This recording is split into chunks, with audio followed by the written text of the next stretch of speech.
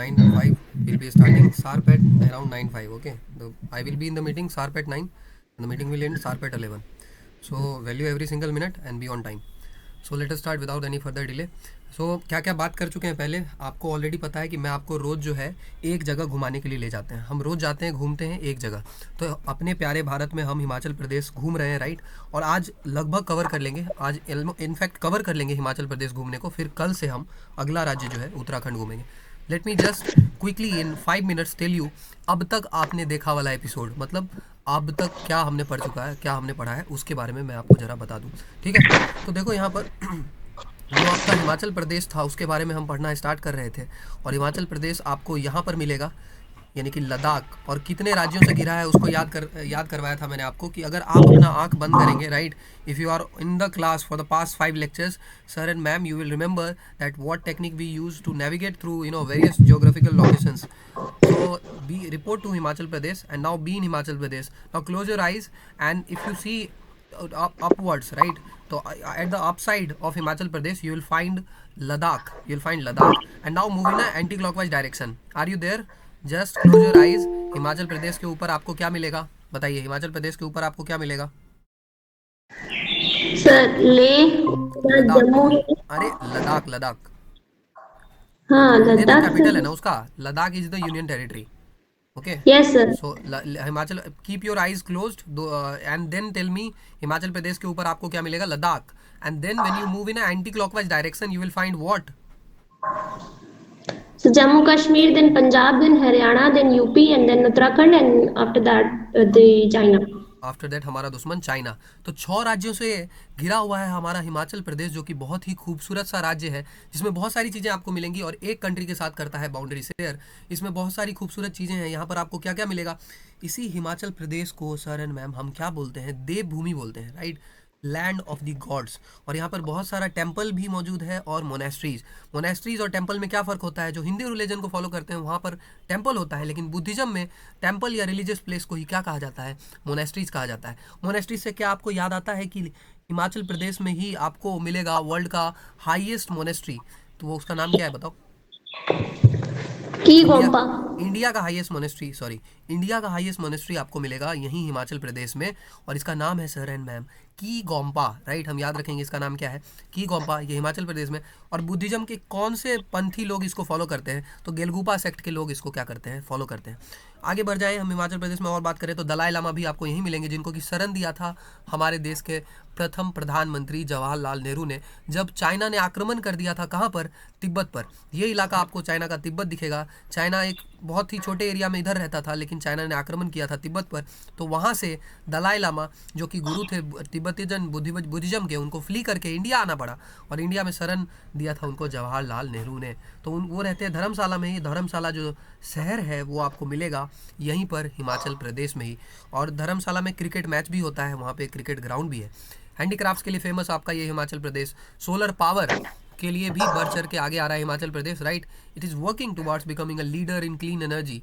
It has harness the solar power effectively with numerous solar plants and project across the state. Apart from this you should remember International Solar Alliance, जिसका कि headquarter किधर है? गुरुग्राम हरियाणा में है, right.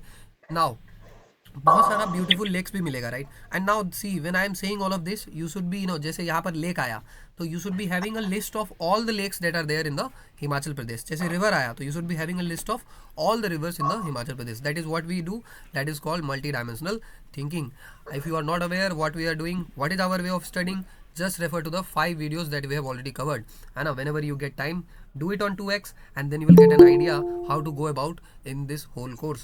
So this is a hub of various beautiful lakes. Okay, so now if I see आपको यहाँ पर कौन कौन सा लेक मिलेगा, जैसे कि आपको एक लेक यहाँ पर खूबसूरत सा झील मिलेगा जिसका नाम है दल लेक। दल लेक धर्मशाला में यही मिलेगा। सूरज ताल भी आपको यहीं पर मिलेगा। तो दल लेक मिलेगा आपको, सूरज ताल मिलेगा, किलोंग के आसपास मिलेगा, और पराशर लेक आपको मंडी डिस्ट्रिक्ट में मिलेगा। मंडी से आपको क्या याद आता है? मंडी से आपको याद आएगा कि मंडी में एक आईआईटी है अपना, Indian institute of technology, IIT Mandi, right. तो ये सारी चीज़ें आप याद करेंगे। इसके अलावा और भी लेक है। Priyanshi would like to add more lakes? Yes sir, बोलो। बहुत सारे हैं। जैसे बोलो Renuka lake is the biggest which is present in Sirmaur district of Himachal Pradesh. कौन सा है बिगेस्ट? रेणुका लेक। तो यहाँ पर हम याद रखेंगे कि रेणुका ले झील जो है हमारा वो है बिगेस्ट लेक। ओके, और ये कहाँ पे मौजूद है? सर सिरमौर डिस्ट्रिक्ट सिर beside Shimla. Sirmaur district. Okay, आगे और बताओ कुछ। सर भृगु लेक, चंद्र लेक, सूरज ताल, so yes. many of there. Okay, so this was special because this was the biggest ना। Yes, sir.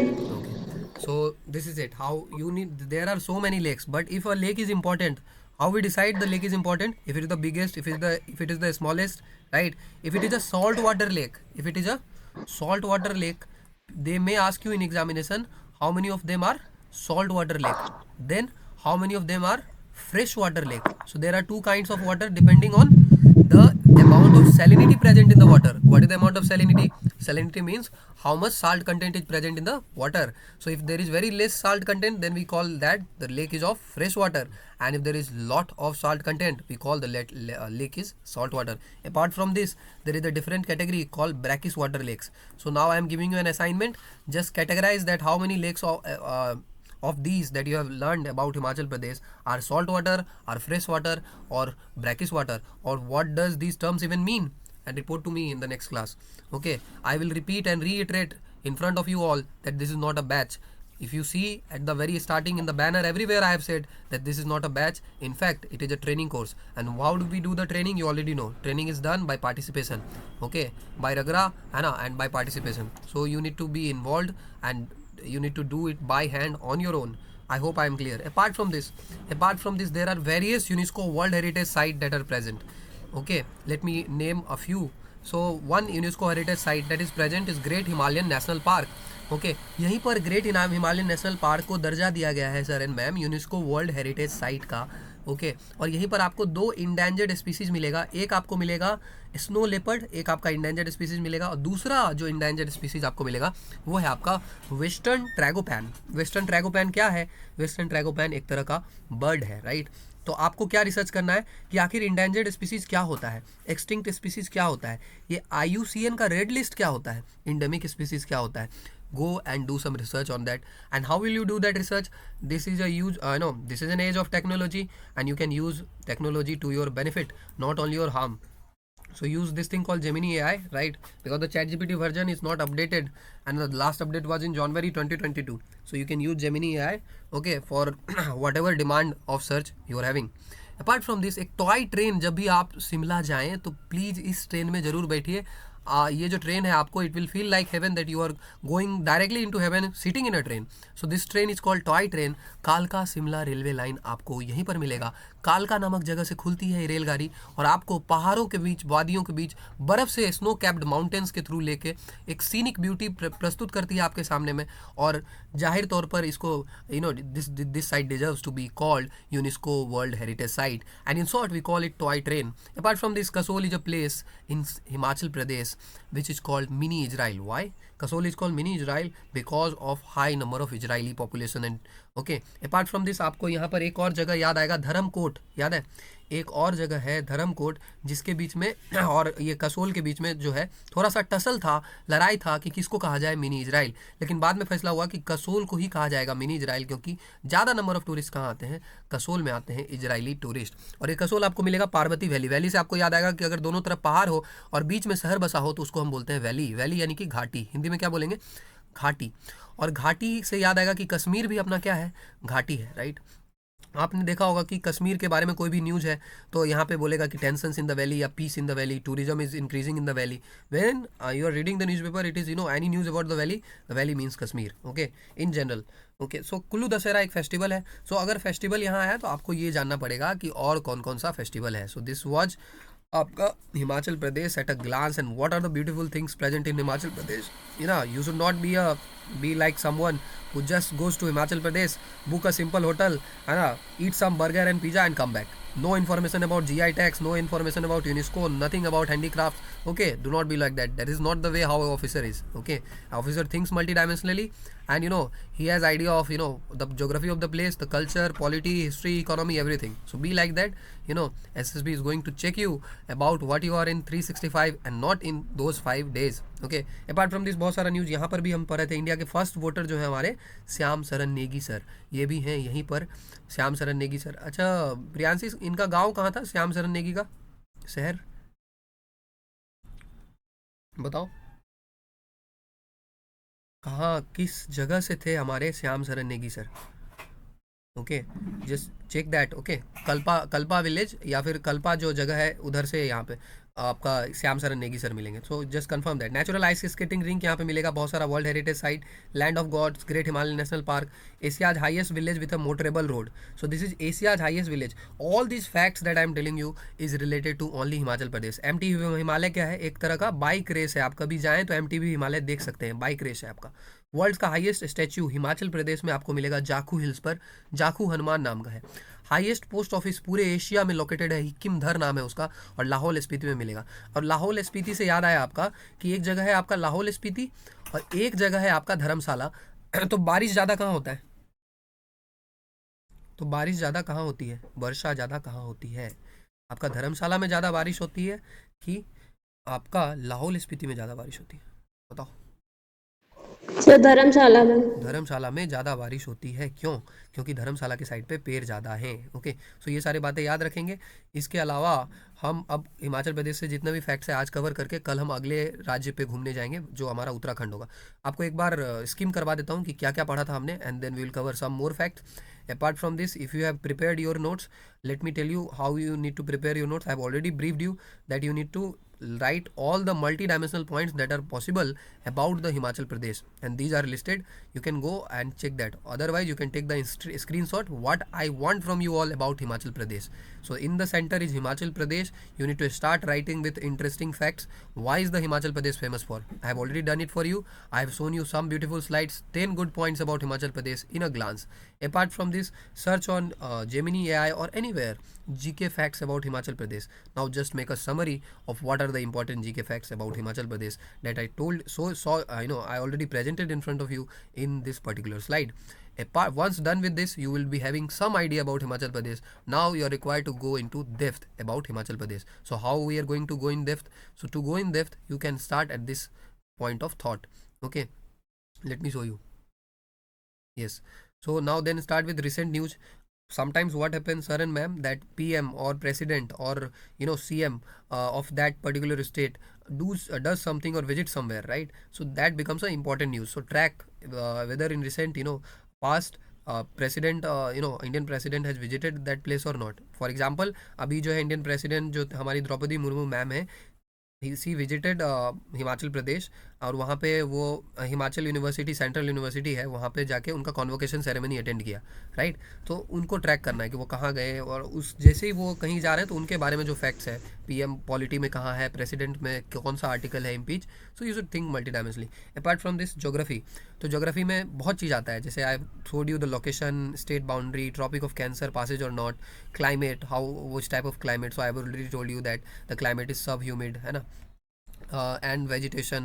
Apart from vegetation means flora, fauna, agriculture, crops, and number of things are listed here. So you can take a screenshot and then do your research. Someone of you who will make a very good presentation and very good research, just make a copy and name it हमारा प्यारा Bharat, and then उसमें आप अपना कला दिखा सकते हैं। And multi dimensional research अगर आप उसमें ऐड करेंगे, right, then I can guarantee you that this will give you benefit, this mapping thing will give you a lot of benefit, because at the same time you are covering a lot of information in this particular thing, and that too in interesting manner. So GI tags, history में आपको ये सब कवर करना है। You can take a screenshot if you want, और it is already uploaded in the video format in the previous videos. Apart from this, culture, this is the next slide, culture, polity, you can see nothing is left, paintings, dance, music, festival, okay, so cover all of that, okay. Apart from this, economy, society, about government, all of these things done. Now let me just conclude Himachal Pradesh and conclude everything about Himachal Pradesh from my side, and then we'll be moving to Uttarakhand from tomorrow. So this is it. Himachal Pradesh के बारे में आपको क्या क्या बताया था। शिमला इसका summer capital है। देखो हिमाचल प्रदेश, उत्तराखंड, ये जो राज्य है हमारे सर एंड मैम, इनमें 2 कैपिटल होता है, एक आपका समर के लिए अलग होता है और विंटर के लिए अलग होता है। समर के लिए हमारा शिमला और विंटर्स के लिए हमारा धर्मशाला। इसके अलावा इंपॉर्टेंट सिटीज़ अगर आपको जानना है तो शिमला है, कुल्लू आपको पता ही है, कुल्लू जो है आपका बहुत ही इंपॉर्टेंट वो टूरिस्ट लोकेशन है। मंडी है आपका, हमीरपुर भी यहीं पर आपको मिलेगा। इन भारत के आज़ाद होने के बाद हिमाचल प्रदेश में बहुत छोटे छोटे राजा महाराजा थे जिन्होंने ये फैसला किया था कि हमें मिक्स करके, वहाँ पे कुछ क्वार्टर्स में कुछ लोगों में डिमांड था कि जो ये हिल स्टेट है, ये जितने भी छोटे मोटे हिल स्टेट हैं, उनको ईस्ट पंजाब के साथ मिक्स कर दिया जाए, जो ईस्ट पंजाब है। लेकिन प्रजामंडल कार्यकर्ताओं ने इनका विरोध किया था और उन्होंने एक ग्रुप बनाकर सरकार को बताया था कि आप हम लोग जो छोटे मोटे राजा महाराजा है, इनको कंबाइन करके एक राज्य अलग से बनाइए जिसका नाम बोलिए हिमाचल प्रदेश। तो इस तरह हमारा खूबसूरत सा राज्य हिमाचल प्रदेश एग्जिस्टेंस में आता है और इसको ऐड कर दिया जाता है part C of the Indian constitution. 15 April 1948 को ऐसा कर दिया जाता है 31 छोटे बड़े राज्यों को मिला के। हिमाचल प्रदेश को दर्जा दिया जाता है स्टेटहुड का 25 जनवरी 1971 को। एक फ़र्क है स्टेट के क्रिएशन में और उनको स्टेटहुड मिलने में। तो जब ये क्रिएशन हुआ हिमाचल प्रदेश का तो वो हुआ 15 अप्रैल 1948 को, लेकिन उनको स्टेटहुड कब मिला? वो मिला आपको 25 जनवरी 1971 को। सो पे अटेंशन कि क्या पूछा है, कि स्टेटहुड पूछा है कि फॉर्मेशन पूछा है। आगे 12 डिस्ट्रिक्ट आपको यहाँ पे मिलेगा, बहुत सारा 12 डिस्ट्रिक्ट का मैप आप जाके देख सकते हैं। Keep a map of 12 district and keep a list of what 12 districts are there and there rough idea of location where if I go from Uttarakhand to Himachal Pradesh, which is the first district that I will enter? You should have some idea. बताओ Priyanshi, which is the first district I will enter if I go from Uttarakhand to Himachal Pradesh? Sir, it is Sirmaur or Shimla, both of them. Yes, that is that is because of your mapping skills. So if you see the map actually not Shimla, right? Shimla Uttarakhand इधर से भी inter कर सकते हैं। Yes, sir. Okay, सो इधर से भी inter कर सकते हैं और इधर से भी इंटर कर सकते हैं। तो अगर उत्तराखंड से इंटर करेंगे, ओके, तो उत्तराखंड से अगर इंटर करेंगे तो यहाँ पे आप शिमला भी इंटर कर सकते हैं और सिरमौर भी इंटर कर सकते हैं। तो ये सेंस आपके पास होना चाहिए, है ना? And just see it on map, okay, full map. Let me check another one. Okay, तो अगर वही बात है तो फिर तो और आंसर होगा ना। अगर हम उत्तराखंड से इंटर करेंगे तो फिर तो सिरमौर भी जा सकते हैं प्रियांशी, शिमला भी जा सकते हैं और किन्नौर भी जा सकते हैं। Yes, sir. Cannot be. हाँ, तो दैट इज़ व्हाट, चाइना से तो इंटर कर नहीं सकते उधर से, तो उधर भी तो किन्नौर है। ठीक है, तो this is what I want you to, okay. So ये आपको पता होना चाहिए when you are travelling Uttarakhand, you are posted in the Indian Military Academy, right? You are about to pass out and then you move out from your bullet and you are entering Shimla. And when you enter Shimla, when you enter Himachal Pradesh, you will be knowing that okay, at this point of time if I start and if I travel in the, let us say, west direction about 60 degree, 70 degree or 90 degree, I will reach Sirmaur, a place called Sirmaur. Or if I travel in this line, in this particular line, I will reach Simla. Or if I travel in this particular line, I will reach Kinnor, right? This kind of mapping skills officer must have, okay. That is going to surely help you in your which exercise, the group planning exercise that you will be facing at the SSB. The preparation does not go separate, it goes hand in hand with the written. So try to optimize and include the preparation of SSB in whatever you are doing in your life and in the written part. So that will make you real fun and real easy, and you'll be clearing the interview in the first attempt itself. Okay, now coming to language. So there are various languages. Hindi is the official language. English is the additional official language. इसके अलावा अरे ma'am 8th schedule है हमारे Indian constitution का, जिसमें बहुत सारी भाषाएं दी गई हैं। उनके भी कुछ भाषाएं यहाँ पे बोली जाती हैं, जैसे पहाड़ी, डोगरी, मांडेली, कांगड़ी, किन्नौरी, है ना? इसमें से आई थिंक डोगरी जो है इंक्लूडेड है 8th शेड्यूल में। Any idea? Yes, sir, it is included. Yes. तो डिस्ट्रिक्ट आपको इतना मिलेगा, पहाड़ी, डोगरी तो पता है। Fruit ball of the country भी कहा जाता है हमारे इस खूबसूरत से राज्य को। ऑल सीजन के एप्पल आपको यहीं पे मिल जाएंगे। हर घर में आपको टॉयलेट मिलेगा, 100% हाइजीन मिलेगा। अचीव कर लिया है इस पर्टिकुलर स्टेट ने। जो इंटायर हिली रीजन है हिमाचल प्रदेश का, उनको आप 3 तरह के पहाड़ों में बांट सकते हैं। जो पूरा जो हिली रीजन है उनको आप 3 तरह के पहाड़ों में बांट सकते हैं। यहाँ पर आपको शिवालिक की पहाड़ियाँ मिलेंगी, जिनको आउटर हिमालयाज कहा जाता है। उसके बाद आपको मिडिल हिमालयाज या इनर हिमालयाज भी यहीं मिलेगा। एक आपको OH मिलेगा, फिर MH, फिर GH, okay. Just check the location on the map कि पहले कहाँ है, कौन है, ये आपको पता होना चाहिए, क्योंकि आपको NDA में ऐसे पूछेंगे कि arrange from north to south, कि आपका आउटर हिमालयाज कहाँ है, मिडिल हिमालयाज कहाँ है, ग्रेट हिमालयाज कहाँ है, राइट? तो जब आप रिसर्च कर रहे हैं तो आपको मैप पे पता होना चाहिए कि ये कहाँ है, ओके। तो उस रिसर्च करके तब उसको आप अरेंज करके लिख लीजिएगा. I am just giving you the name. These kind of questions will be asked from someone who is preparing for SSC कि बताओ इसमें कौन सा हिमालय है, but not from you. You are going from officer, they are checking your officer like quality mapping skills in the exam itself. तो शिवालिक और outer Himalayas, middle Himalayas और inner Himalayas भी उसी को बोलते हैं, है ना. और ग्रेटर हिमालयाज या अल्पाइन जोन. अल्पाइन एक तरह का पौधा होता है, पेड़ होता है, जो आपको वहाँ पे मिलेगा. Okay. State lies on the foothills of Dhauladhar range. Alpine क्या होता है पता है आपको ना? पेड़ होता है कि प्लांट होता है, ये बताओ. अल्पाइन. ट्री. अल्पाइन ट्री होता है. Yes sir. ओके. तो ये उसमें मिलता है ना काफ़ी, जम्मू कश्मीर के इलाके में काफ़ी अल्पाइन के पेड़ मिलते हैं ना, जम्मू ये कश्मीर. सर पहाड़ी इलाकों में अक्सर मिल जाता है. हाँ, पहाड़ी इलाकों में आपको ये अल्पाइन का ट्री आपने जरूर देखा होगा. देखो मूवी में भी देखा होगा आपने. दिखाता हूँ आपको. अल्पाइन ट्री, ये देखो. इस तरह के पेड़ पक्का आपने देखा होगा. देखा है ना. यस सर, जब वैष्णो माता के मंदिर जाएंगे तभी बहुत सारे पेड़ रहते हैं रास्ते में. हाँ, तो यही अल्पाइन का. तो जब आप देखें, जब भी आप वैष्णो माता जाए, तो आपको ये ट्रीज देख के पता होना चाहिए कि ये कौन से पेड़ है, राइट. अल्पाइन के पेड़ है ना. तो ये आपको थोड़ा पता होना चाहिए. You can have a close look at the leaves, है ना, हाउ दे आर, है ना. They present a very scenic beauty when they are snow capped and filled with snow. Now returning to the point. So Shivalik, इसमें आपको outer Himalayas मिलेगा, फिर आपको middle Himalayas मिलेगा, फिर आपको ग्रेटर हिमालयज मिलेगा. ये जो आपका स्टेट है फुट हिल्स पे लाई करता है धौलाधर रेंज के.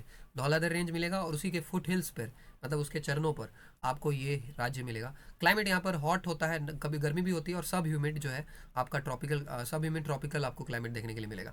तो कोल्ड एंड ग्लेशियल. तो ये आपका देखो, ये जो ट्रॉपिकल है इसका मतलब होता है कि जो ट्रॉपिक ऑफ कैंसर, आपको इतना पता है, आपको बेसिक बात पता होना चाहिए. देखो, late me just show you. ये है आपका अर्थ, और अर्थ में यहाँ से जो लाइन जाता है इसको हम बोलते हैं 0 डिग्री वाला लाइन, और इसको हम बोलते हैं इक्वेटर. और इक्वेटर के अगर हम ऊपर जाएंगे और यहाँ नीचे जाएंगे, तो ये कौन कितना लेटीट्यूड है बताओ? 23.5 डिग्री नॉर्थ. और ये कितना है? 23.5 डिग्री साउथ. ओके. तो ये जो है आपका, इस लाइन को क्या बोलते हैं? Tropic of. कैंसर. और नीचे वाले लाइन को tropic of capricorn. Tropic of capricorn. Okay. तो ये जो आपका रीजन है, ये यहाँ पर जो है हमारे सूरज भगवान ज़्यादा ही खुश रहते हैं इस रीजन में. तो सूरज भगवान जो है यहाँ से लेके यहाँ तक घूमते रहते हैं, है ना. यहाँ से स्टार्ट करते हैं, फिर यहाँ तक जाते हैं, फिर यहाँ से स्टार्ट करते हैं, यहाँ तक जाते हैं, है ना. Will be discussing in detail in geography. लेकिन इस जो रीजन है इसमें काफ़ी ज़्यादा गर्मी पड़ती है, ये वाला रीजन काफ़ी ज़्यादा हॉट रीजन होता है. ओके. और इसी रीजन को हम ट्रॉपिक्स बोलते हैं. ओके. तो यहाँ जो हॉट रीजन होता है इसके कारण यहाँ पर जो है इस एक तरह का ट्रॉपिकल क्लाइमेट होता है, जहाँ पे पर्टिकुलर जैसा भी ट्रॉपिकल क्लाइमेट में पेड़ ग्रो करना होगा वो वैसा पेड़ वगैरह यहाँ पे ग्रो करेगा, है ना. यहाँ पे आपका ये जो ट्रॉपिक ऑफ कैंसर है, ये जो आपका ये ट्रॉपिक ऑफ कैंसर वाला लाइन है, इंडिया के लिए पास करता है, आपको मालूम होगा, राजस्थान से. एक छोटा सा हिस्सा यहाँ पर राजस्थान से पास करता है आपका ट्रॉपिक ऑफ कैंसर. और इसके अलावा कितने इलाकों से, कितने स्टेट से पास करता है हमारा ट्रॉपिक ऑफ कैंसर? 8 स्टेट से हमारा क्या पास करता है? Tropic of cancer. और क्या ट्रिक था आपका प्रियांशी, बोलो. Garam chai just went to Mizoram. So she has contributed a trick. Apart from this, you can also make Niconomics. गरम चाय, उसके बाद just went to Mizoram. just went to Mizoram. So you can remember all of these things using this kind of short tricks and mnemonics. So mnemonics, make sure you make some mnemonics, okay? Or you can note, you can make a separate diary, a small diary for mnemonics only, or you can just note it down in your phone's notebook itself, wherever you like. Okay, this is the mnemonics for that. Or you can do it for in form of a story. Sometimes when you are not able to form a mnemonic, just form a story कि यहाँ के बाद ऐसे होता है. You can make any story. Okay, whatever suits you. Okay. Garam chai, if it is shareable, right, you can share it also. गरम chai just went to Mizoram. सो गरम यानी कि सबसे पहले जो है गुजरात में हमारा ट्रॉपिक ऑफ कैंसर इंटर करता है. उसके बाद सी. सी से क्या है? नहीं सर, ये व्हाट्सएप के लैंग्वेज में गरम लिखे अगर GRM करके तो वो आसानी से याद हो जाएगा. अच्छा, ऐसे लिखना है क्या? ये सिर्फ जो गरम है बस वो GRM लिख दीजिए तो वो अच्छा अच्छा, आसानी से आई याद गेट इट, है. I get it, I get it. GRM. Yes sir. Okay. So and then chai, na? Yes, sir. So if this is G for Gujarat, then it enters R. R for Rajasthan, Rajasthan, then it is M. M for Madhya Pradesh, Madhya Pradesh, Madhya then it is C, which is Chhattisgarh, Chhattisgarh, and then it is J, which is Jharkhand, Jharkhand, then it is W, which is West Bengal, then it is T, which is Tripura, and then it is Mizoram itself. Okay, so you can see Gujarat, Rajasthan, Madhya Pradesh. You can count also. These are 8. Okay. Apart from Tripura, देखो waste Bengal और त्रिपुरा मिजोरम के बीच में एक दूसरा देश आ जाता है. वो कौन सा देश है? बांग्लादेश। ओके, बांग्लादेश है. तो ये आपको मैप से ही पता चलेगा कि उसके बीच में बांग्लादेश है. तो ओके, आपको समझ में आ गया कि ये ट्रॉपिकल जोन है. और इसके ऊपर ये जो ट्रॉपिकल जोन है, इसके ऊपर ये जो एरिया है, इसको क्या बोलते हैं?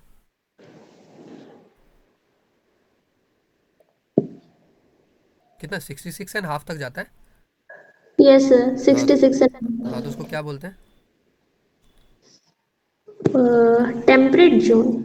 Temperate zone. और उसके बाद लास्ट फ्रिजिड जोन। और ये जो इलाका है आपका, इसको हम बोलते हैं फ्रिज जोन. ओके, तो इसको हम याद रखेंगे. अब आगे आते हैं वापस. तो यहीं पर है आपका क्लाइमेट जो है सब ह्यूमिड. ओके, मतलब बहुत कम ह्यूमिडिटी होता है आपका वहाँ पे. और ट्रॉपिकल टू कोल्ड क्लाइमेट होता है आपका, मतलब गर्मी पड़ता है और सब ह्यूमिड होता है. वाइल धर्मशाला रिसीव्स हैवी रेनफॉल तो हो गया. फॉरेस्ट कवर आपको पता ही है, high diversity medicinal aromatic plants का. स्टेट गवर्नमेंट इसको फ्लावर बास्केट बनाना चाह रहा है. 463 के आसपास बर्ड, 77 मैमल, 44 रेप्टाइल, 80 फिश का स्पीसीज है. 30 वाइल्ड लाइफ सेंचुरी है, 3 कंजर्वेशन रिजर्व है. नेशनल पार्क भी है यहाँ पे. बताओ, नेशनल पार्क है? यस सर, 5 है। कौन सा है बताओ. सर सिंबल 12, खीर गंगा, हाँ. Inder Kila, hmm. Pin valley and great Himalayan. Great Himalayan तो हाँ, ग्रेट हिमालयन था और खीर गंगा. तो 2 तो कम से कम याद कर लो पहले. ग्रेट हिमालयन तो आपको याद होना ही चाहिए, क्योंकि ग्रेट हिमालयन नेशनल पार्क तो आपका यूनेस्को हेरिटेज साइट है. So do not forget that. And आपका खीर गंगा आपको याद होना चाहिए. अच्छा नाम है तो खीर गंगा याद करो, है ना. धीरे धीरे सब याद हो जाएगा. ठीक है. आपका फ़र्क होता है वाइल्ड लाइफ सेंचुरी में और बायोस्फीयर रिजर्व में. वाइल्ड लाइफ सेंचुरी सिर्फ फोकस करता है वाइल्ड लाइफ पे, और बायोस्फीयर रिजर्व जो है आपका फोकस करता है इकोसिस्टम पे, पूरा फ्लोरा पे भी, फौना पे भी. और बाकी यहाँ पे ये तो ऑलरेडी पढ़ा दिया गया. मेजर रिवर्स आपको पता ही है, सतलज. ये आपको कल ऐप डाउनलोड करवाया था, आप कल के वीडियो में देख लेना कौन कौन सा ऐप आपको मोबाइल में डाउनलोड करके रखना है, ताकि आपका मैपिंग स्किल्स इंप्रूव हो जाए. मेजर रीजनल फेस्टिवल हल्दा, लोरी, बैसाखी, और यहाँ पे कुल्लू दशहरा तो आपको याद ही होना चाहिए, क्योंकि कुल्लू दशहरा जो है, कुल्लू दशहरा के बारे में भी कुछ था क्या? नहीं नहीं नहीं, कुल्लू दशहरा सही है. कुल्लू दशहरा इंपॉर्टेंट फेस्टिवल है. और लोसर भी आपका यहीं पे मनाते हैं. मेजर आर्ट फॉर्म्स देखो, डांस में घराना होता है और पेंटिंग्स में स्कूल्स होता है, राइट. तो schools of painting Kangra, Chamba, Basoli. अब चंबा बोलता हूँ तो आपको, जिसको मैप पता है उसको परफेक्टली पता होगा कि चंबा कहाँ है. ठीक है. चंबा, बसोली, गढ़वाल, थांका. ठीक है. ये आपका स्कूल्स ऑफ पेंटिंग है. डांस आपका क्या है? कयांग माला डांस है, डीमन या राक्षस डांस है, राइट. और राक्षस डांस से आपको याद आता है राक्षस ताल याद आता है. राक्षस ताल से कौन सी नदी निकलती है बताओ? Beas. Beas. Confirm? Yes sir, confirm. Okay. तो यहाँ पे क्या लिखा है? सतलज फ्लोज फ्रॉम राक्षस ताल. सर कल आपने लेकिन ब्यास बोला था। मैं तो आपको मैप दिखाया था. आपने क्या रिसर्च किया उसके बारे में बताओ. No, just go and do some research about rivers and then come back and report it to me. That Sutlej river, देखो सर ये है कि सतलज रिवर यहाँ से ओरिजिनेट होता है, और जब देखो यहाँ से फ्लो करता है, फ्लो करते हुए यहाँ तक जाता है ना. What states it cross, right. अब आपको देखो मल्टी डायमेंशनल स्टडी कैसे होगा. सतलज रिवर फ्लो किया तो कौन कौन से राज्यों से फ्लो किया, कौन कौन से इलाकों से फ्लो किया. तो आपको एक क्वेश्चन आएगा कि ये सिटी किस रिवर बैंक पे बना है. अब इसके लिए क्या आप अलग से पढ़ोगे? Let me repeat it to you what I am saying. कि आपको क्वेश्चन आएगा कि ये जो सिटी है, ये पर्टिकुलर शहर है. जैसे मान लो कोई भी शहर उठा लेते हैं कि कसोल ले लेते हैं, तो ये पूछेगा आपसे कि कसोल जो आपका ये शहर है, ये किस रिवर के बैंक पे बसा हुआ है. तो see when you are doing it, just do it then and there. Okay. And there is a map, so please do it now. Apart from this, dance are kayang mala dance, demon, rakshas dance, Sabo dance, Dalson, Cholamba dance, Kikli, Kullu Nati dance. Industry आपका 93% of the population जो है हिमाचल प्रदेश का directly depends upon agriculture, which provides employment to 71% of people. Electronics toys, तो apple आपका major cash crop है यहाँ पे। Minerals में rock salt, limestone, gypsum, silica sand. आपको लाइमस्टोन से याद आना चाहिए फॉर्मूला किसका, साइंस में हम पढ़ेंगे जब हम केमिस्ट्री स्टार्ट करेंगे। अभी हम फिजिक्स में एक चैप्टर खत्म कर चुके हैं, आज अगला स्टार्ट करेंगे। जब हम केमिस्ट्री पे जाएंगे तब मैं आपको बताऊंगा कि आपका जो कैल्शियम ऑक्साइड होता है, निजी घर में जो आप वाइट वॉशिंग कराते हैं, जो चूना लगाते हैं, उसको हम क्या बोलते हैं, तो उसको हम बोलते हैं क्विक लाइम, कैल्शियम ऑक्साइड। और जब हम उसमें वाटर मिला देते हैं, H2O मिला देते हैं, तो वो कन्वर्ट हो जाता है किसमें, स्लेक्ड लाइम में, मतलब कैल्शियम हाइड्रोक्साइड में। और उसके बाद जब हम उसको वाइट वॉशिंग कर देते हैं और 2-3 दिन छोड़ देते हैं, तो उस पर वो जो कैल्शियम हाइड्रोक्साइड है यानी कि स्लेक्ड लाइम, वो रिएक्शन कर लेता है किस गैस से, बताइए किस गैस से रिएक्शन करता है और कैल्शियम कार्बोनेट बनाता है, बोलो। ये आपका कैल्शियम हाइड्रोक्साइड जो आप दीवार पे पेंट करते हो, वो किस गैस के साथ रिएक्ट करके बना लेता है calcium carbonate. Sir CO2। Yes, very good. तो CO2 के साथ रिएक्ट करके वो कैल्शियम कार्बोनेट बना लेता है, और इसी कैल्शियम कार्बोनेट को हम बोलते हैं लाइमस्टोन, मार्बर भी बोलते हैं इसी कैल्शियम कार्बोनेट को, right. Gypsum, plaster of Paris, आपको ये सब बाद में पढ़ाया जाएगा। बाकी वीट, राइस, मेज और क्या उगेगा वहाँ पे, राइट। कुछ थोड़ा बहुत प्लेन का एरिया आएगा तो वीट, राइस है ना, उग सकता है, राइट। पानी वगैरह अगर अवेलेबल हो तो। और हाइड्रो इलेक्ट्रिसिटी तो यहाँ पे बहुत सारा प्रोजेक्ट, रिवर वगैरह है ही, तो इरिगेशन का कोई दिक्कत नहीं, इरिगेशन का दिक्कत नहीं है तो राइस वगैरह वहाँ पे हो सकता है, right. Wheat, maize, barley, apple तो होगा ही, मेजर कैश क्रॉप है, 5 lakh ton apple. 49% of total area under fruit, मतलब अगर मान लो कि आप 100 एकड़ में जो है आप फल लगाते हो, तो 49 एकड़ में तो आप क्या लगा रहे हो, 49 एकड़ में आप सिर्फ एप्पल एप्पल लगा रहे हो, राइट। और 85% ऑफ टोटल फ्रूट प्रोडक्शन, और जो भी फ्रूट प्रोडक्शन हो रहा है 85% उसमें है ना, अगर 100 किलो फ्रूट प्रोड्यूस हो रहा है तो 85 तो एप्पल ही है उसमें। एस्टिमेटेड इकोनॉमी आपका 3500 करोड़ का है, राइट। एप्पल सस्ता मिलता होगा, फिर वहाँ जाएंगे आप तो। जीआई टैग आपका जो है, देखो कल जीआई टैग पे डिस्कशन हुआ था कि 2 तरह का जीआई टैग होता है। कल हमारा डिस्कशन हुआ था जीआई टैग को लेके कि 2 तरह का जीआई टैग होता है। एक आपका जीआई टैग जो इंडियन गवर्नमेंट प्रोवाइड करता है, और एक आपका जीआई टैग होता है जो कोई और कंट्री का गवर्नमेंट इंडिया के किसी प्रोडक्ट को प्रोवाइड करता है। तो आपको अगर इंडियन जीआई टैग का लिस्ट चाहिए तो go to Indian GI website, और वहाँ से देखो कि हिमाचल प्रदेश में कितना जीआई टैग है, एंड नोट डाउन। तो कितना जीआई टैग था, 9 था प्रियांशी।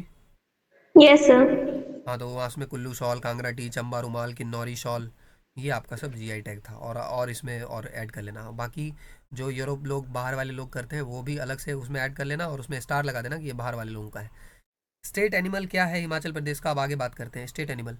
तो हिमाचल प्रदेश का आपका स्टेट एनिमल है स्नो लेपर्ड, और बहुत ही दुखद बात है कि स्नो लेपर्ड जो है अब एक इंडेंजर्ड स्पीसीज है, राइट। आप इसने स्नो लेपर्ड देखा है कभी, बताओ। No sir. तो आज देख लो।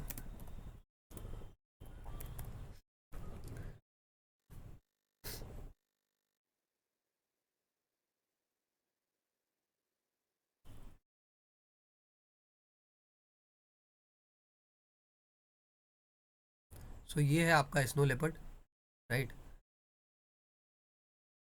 है ना। छोटा फोटो देख के बच्चा मत समझना, ठीक है, तो खतरनाक है। You can look at this point, her dedication, okay. So snow leopard आपको एक्लेमेटाइज्ड होता है to live in those kind of environments, and you will find this kind of animals in the mountainous region, right? Snow leopard, Himachal Pradesh, Uttarakhand. Now see, are you feeling that this preparation is actually making you an officer? Why? Now if somebody goes to, somebody gets a posting in the hilly area, let us say, and has no information about the climate, no information about the what kind of animals he will find, he's going to die. But if you know, okay, I can find snow leopards also. Sir has taught in the class way back that I can find snow leopards, so I should be aware. Okay, so this is normally, this is no hi-fi things. This is just normal awareness. Now, state bird is western tragopan, और कितना दुखद बात है कि दोनों ही endangered है। Okay, this is called Juju Rana, and state flower is common rhododendron. So you might not have seen rhododendron, so this is very good time, good chance to see rhododendron. So see, rhododendron is in fact a plant, a very beautiful flower. You will, whenever you go to Himachal Pradesh, make sure you see this flower. This is rhododendron, okay. So it deserves to be the state flower. Apart from this, Important historical sites are ruined fort and rock inscription in Kangra. Now comes the important part. What are we discussing now? We are discussing history, right? And there is a lot of lessons in history. In general, let me ask you, what are your opinion about history as a subject? आपको history कैसा लगता है? Do you feel it is boring or it is interesting? Who feels that history is not that good? So we should know about our past, and of Okay. course, it's interesting if it is read well, like knowing the stories also, not only reading the dates and learning it. So it Okay. will be interesting. Okay, I get you. Means the factual part, the people actually, make a bad impression of history. Why? Because they just criticize history because of the dates that are involved. But history is not about dates. It's about what stories went by, right? History is what your dadi ma ka kahani that she used to tell us, the mythological stories. That is history. So if you read it that way to learn something that what has happened in the past, you know, normally as an officer you should never go in past. That applies to you, that you should not go in your past, but you should definitely go in the past of your country. Why? Because there are lessons. If you do not go into the past of your own country, how will you come to find out that something has happened in the Kargil war? That is why you are motivated and inspired, है ना, by seeing the valor that they proved, by how they proved their metal. You are also inspired, your blood also boils to take a revenge and avenge from the enemy, right? So this is what history did. Okay, and there are lessons. Who is going to tell you the lesson of divide and rule? If you do not understand the lesson of divide rule, how to stay united? If in a meeting you speak and you speak just to bully others, you speak just to how to make others feel down and just to interrupt other and make a good impression of you only. So if you do like that, it shows that you lack unity, and anybody can come, and this is just a matter of time when people will come and break your bond again. Okay, so this is important that the generation in India to come understand history well and then pass on to other generations that will follow. Is it clear? Yes, sir. Okay, so this is the history. I actually थोड़ा I briefed you about the scope. Okay, so whenever we just wait, whenever we start with the ancient, medieval, and Indian, I can guarantee you history will become your most lovable subject without any doubt. Ruined fort and rock inscription in Kangra, Bhim ka tila in Buddhist stupa in Kangra, Katoch Palace in Hamirpur, Phu Gompa in Tabo and Vice Regal Lodge in Shimla. आपको पता है vice Regal laws को और किस नाम से हम पुकारते हैं वाइस रेगल लॉज को? आपको ऑलरेडी पढ़ाया गया था कि वाइस रेगल लॉज को क्या बोलते हैं, बताओ. राष्ट्रपति निवास. यस, राष्ट्रपति निवास.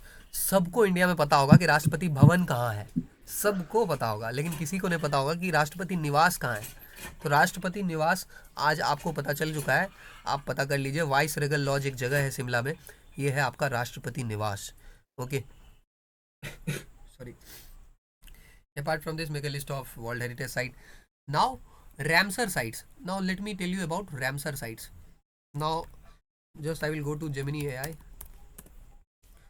go and type and ask him to explain Ramsar sites.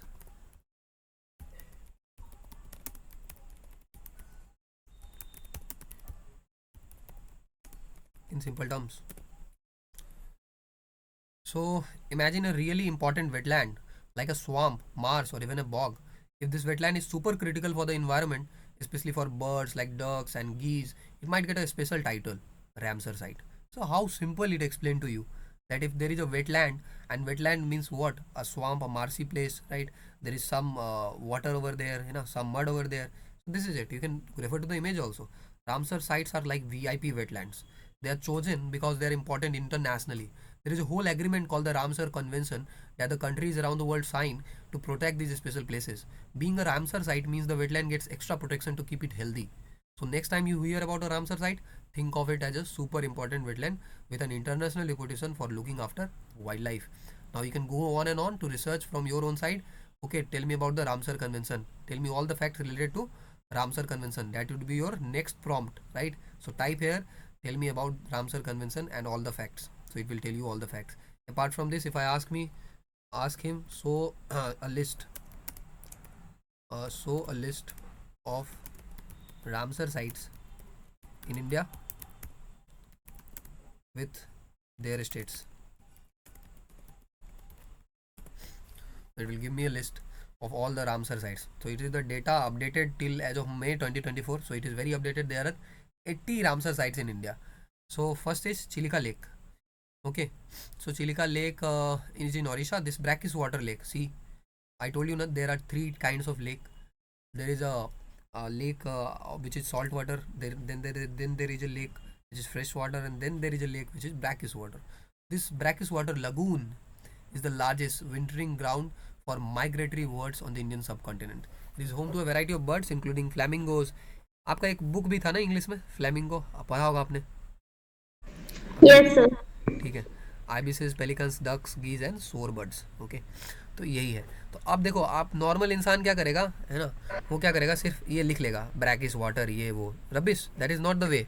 Just now ask the next prompt, what is brackish water in simple terms, what is lagoon in simple terms, see the images, है ना, then develop a memory. ये बस आपको ना एक बार करना पड़ेगा, बस एक बार. For the next 4 months just please give your 100% best, है ना, multi dimensional research and whatever go into complete depth.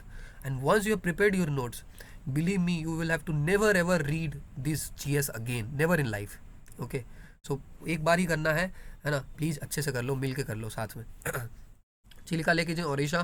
क्योलदेव national park in Rajasthan, which is known as the Bharatpur Bird Sanctuary, and I can go on and on. Okay, so this is an important wetland. You can see, in the images also, there is a wetland, how you can find a swampy place जहाँ पे थोड़ा पानी वगैरह हो. You can find a swampy place.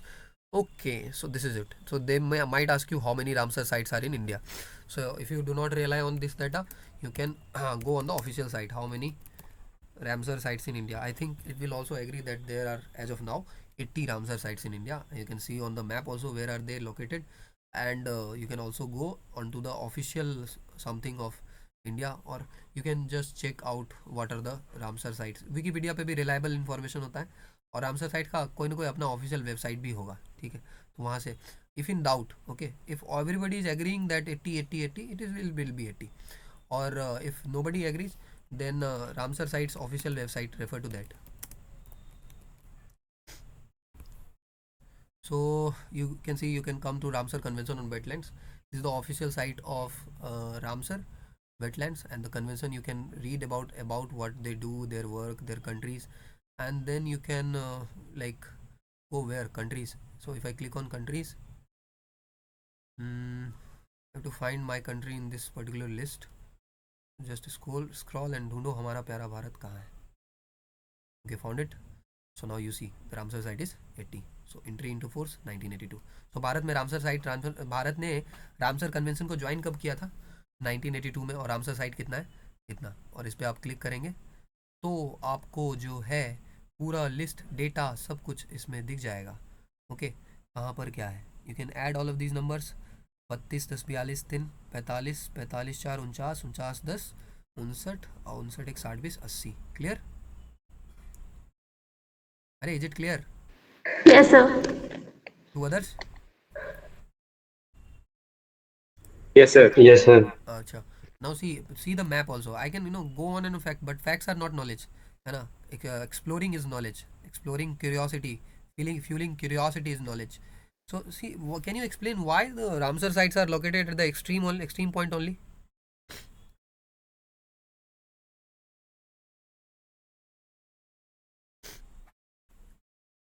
And why there are a lot of national parks, 32 at this point of place in our India? So because it's hilly area and untouched, there are so many trees and the area is untouched. So most of the animals live here. So that's why it is. Then all our national parks are present there. No, this is not national park. I am talking of Ramsar sites. And what are Ramsar sites? They are wetlands. They are swampy places. देखो, one thing is very clear. देखो, if you come to Bangladesh region, this is in fact a swampy place, because you will find Sundarban Delta at this point. Okay, so there are rivers, and you will find marshy place here. What is a marshy place? So first of all, you need to know the meaning of a marshy place. So do you know the meaning of marshy place? So just click on and see, any area of ground that's waterlogged is marshy. तो कहीं पे अगर पानी भरा है बहुत ज़्यादा, that is called marshy. See, This is Marsi. These are all Marsi. I hope you are getting me. This is Marsi. Have you ever seen this kind of a place anywhere? In Assam. Oh, okay. So in Assam, there are various lakes, so you can see this kind of place there also. Okay. ये normal मिल जाएगा आपको झील वगैरह के पास. So now if you come back, so I think Bangladesh is understandable because there are a lot of what rivers by that side, so the area can be Marsi. I can also think that this is also Marsi, this is also Marsi because this is close to the coast, right? And there is a lot of forest also there because at this point, see this point is around this point is like Maharashtra, right? So if this point is Maharashtra, around close to Maharashtra, Solapur, then these are Western Ghats, all right? And then these are Western Ghats. So if these are Western Ghats, then there will be a lot of rainfall happening. This can be Marsi. This place can also be Marsi because of closeness to the sea, right? And rainfall. And this place, one region that this place is. If I split it up, there is lot of splitting. Okay, no problem. This place is not Marsi, but one region that you told that it is untouched and there is a lot of biodiversity going here, so birds will be loving to come at that place. Okay, apart from this, I'm still not having that much clarity over this. I want you to check and research on this particular aspect, that why these Ramsar sites are located. So how will you do that research? So to do that research, you need to research that what is the criteria for calling a site a Ramsar site. Am I clear? Yes, sir. So just go and do that research. I am not going to tell you that. Okay.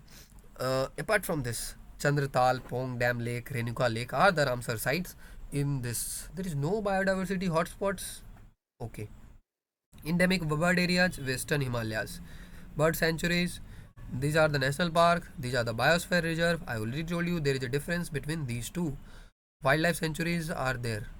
Okay. So you see, you need to now go and check what is the difference between national park, biosphere reserve and wild life sanctuaries. ये तो clear है. देखो, biosphere reserve में तो दोनों को हम वो करते हैं, कंजर्व करते हैं. फ्लोरा को भी, मतलब प्लांट्स को भी, और फौना को भी, मतलब एनिमल्स को भी. लेकिन नेशनल पार्क और वाइल्ड लाइफ सेंचुरीज में हम सिर्फ और सिर्फ जो है ध्यान देते हैं किन पर, एनिमल्स पर. ओके, तो ये बहुत Both the in national park we conserve both plants and animal both, but the wildlife sanctuaries are the places where only animals are conserved. Okay okay okay, sorry, my bad. Then national park जो है इसमें ऐसी added कि national park में हम दोनों को conserve करते हैं, और तो नेशनल पार्क और बायोस्फीयर रिजर्व दोनों में हम दोनों को ही वो करते हैं, कवर करते हैं, फ्लोरा फौना दोनों को. वाइल्ड लाइफ सेंचुरीज में जो है हम सिर्फ और सिर्फ वाइल्ड लाइफ पे फोकस करते हैं. नाम में भी क्लियर है. टाइगर रिजर्व तो नहीं है. टाइगर रिजर्व इसमें, टाइगर रिजर्व से आपको क्या होमवर्क दे रहा हूँ मैं, आप पढ़ के आना इसके बारे में. I am giving you assignment. Tiger reserve से just write it, project tiger. Please write it, project So tiger. 1972. 1972. 72. हाँ, तो प्रोजेक्ट टाइगर में हम किन किन टाइगर के स्पीसीज को बचाते हैं उनके बारे में पता होना चाहिए. जो हमारा बिग कैट्स हैं उनके बारे में, तो वो उसके बारे में डिटेल में पढ़िए, और उसके बारे में उनमें हम किस किस को कंजर्व करते हैं और क्या है उनके बारे में लिखिए. So do that. I hope it is clear. So this is all from my side about this beautiful state, which is Himachal Pradesh. Okay. So before we bid farewell to Himachal Pradesh, let us one more time see it on map. And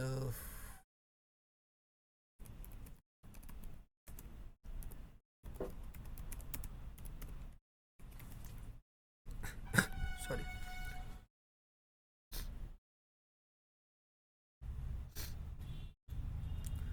So यही था हमारा हिमाचल प्रदेश, ख़त्म. आप देख लेना, ठीक है. जो ऐप आपको बताया है उसमें आपको मिल जाएगा नदी वगैरह के बारे में, कौन सा नदी कहाँ से पास करता है. Okay. Rivers that pass through Himachal Pradesh are. बताओ कौन सा ऑप्शन होगा इसमें.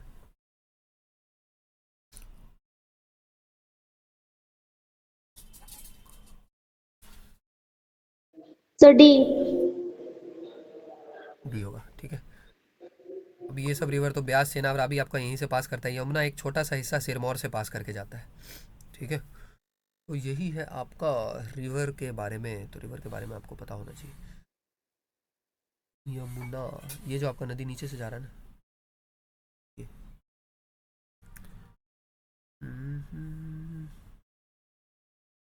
इसमें विजिबल है, दिस इज यमुना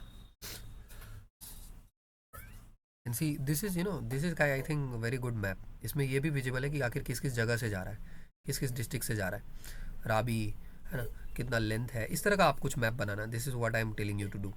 आपसे ये पूछेगा कि कुल्लू जो है, आपसे मैंने क्या पूछा था, कसोल ना, कसोल, तो कुल्लू में ही आपको कसोल मिलेगा। और ये आपका कौन सा नदी यहाँ से जा रहा है, ब्यास नदी। आपसे पूछेगा कि आईआईटी मंडी अगर आप जाएंगे घूमने के लिए, अगर आप जाएंगे आईआईटी मंडी घूमने, तो आईआईटी मंडी के पास में सबसे पास में कौन सा नदी मिलेगा आपको। तो आईआईटी मंडी अगर आप घूमने जाएंगे ना, सबसे पास पास में आपको मिलेगा ब्यास नदी। ठीक है, तो वो आप सर्च भी कर सकते हैं, आईआईटी मंडी और ब्यास नदी का लोकेशन सर्च करिए गूगल मैप पे, आपको मिल जाएगा कि आईआईटी मंडी से ब्यास नदी होके पास करता है। Okay, so do this same activity sir and ma'am for the next 27 states that will be covering and 8 union territories. Am I clear? So 28 states. हाँ, अरे भाई एक स्टेट हो गया ना, Yes, sir. तो कितना बचा? 27. वही तो बोल रहा हूँ। Okay, so yes, stop. See, first of all, I will change my mind. I will not be teaching you physics first. Rather, from this class onward, we will be doing English first and then physics later. Because physics is my core area, right? I've done my graduation also in physics honors, and science is also my thing. So first of all, let us focus on English, because English is like 200 marks and 50 questions, and lot of efforts need to be put there. Why? Because उसमें आता है आपका synonym, उसमें आता है आपका antonym, उसमें आता है आपका idiom, and these things are going to give you 30 questions around, right? And how to deal with RC, and इस बार से तो उन्होंने कमाल कर दिया है, होमोनिम्स है ना, जो भी आपका CDS में आ रहा है वो सब यहाँ आएगा. So I think more efforts need to be put on English, है ना, and after wise the priority should be given to physics and all of this. Okay, so let us start with English. So कहाँ तक already पढ़ लिया था English में. हम दो पोर्शन में पढ़ते हैं, एक आपका ग्रामर वाला पोर्शन होता है और एक आपका होता है आपका सिनोनिम्स एंटोनिम्स. हर दिन आई एम ट्राइंग कि आपको 100 बताया जाए, and every day I am lagging, but not this time, right. Today I will be telling you, right, around 100 these things: synonyms 30, idioms 30, one words, root words, okay, phrasal words. So let me now directly start with telling you this only, okay, because this is very important. आप इससे जितना भागोगे, है ना, आप सोचोगे तुक्का मार के चले आएंगे, it will not happen. So this is where you need to put in solid efforts. So just pay attention here, and you need not to do anything. I already told you how to write synonyms or how to record synonyms. Let me just very quickly brief you how to learn synonym. For example, if I write a word called colossal, the word means, इसका मतलब जो होता है ये होता है enormous, है ना, या फिर बोलो ह्यूज, या फिर लो जाइंट, राइट. तो इसको सीखने के लिए क्या करना पड़ेगा आपको मेरा एक बात ध्यान में रखना पड़ेगा, माइंड में फिट करना पड़ेगा कि हर वर्ड का रियलिटी से कनेक्शन होता है. रियलिटी से कनेक्शन होता है, ये आपको WAT में भी हेल्प करेगा. हर वर्ड का रियलिटी से कनेक्शन होता है. Find that connection. अब क्या कनेक्शन है उसका? So find that connection. So how will you find that connection? Anyone? हर वर्ड का अगर रियलिटी से कनेक्शन होता है तो what is the way to find that connection? तो सेंटेंस और उसके साथ एक फील भी जुड़ा होता है, अगर हम उसकी मीनिंग समझ के वैसा ही समझने की कोशिश करें तो उससे आसानी होगी. Yes, very good. Sentence plus feeling. Okay, so if you will see, go on Gemini AI and tell him that make 5 sentences on the word colossal, simple sentences, okay, and then you will get the feeling. So do that and then note it down in your synonyms notebook. For English, please make 2 notebooks, okay, one patla notebook, one mota notebook. In the patla notebook you write synonyms and all of these things, and in that other notebook you write rules, grammar, everything that we'll be teaching. Okay, I hope I'm clear to you. So now let us start. This is your task and this is my task, what I am doing. So complete your task, make a PDF, send it to me weekly or on any basis. Apart from this, use my comment section whenever you get time. Go on my channel and open any video, and in that video just drop 10 words daily. Okay, just drop 10 words daily.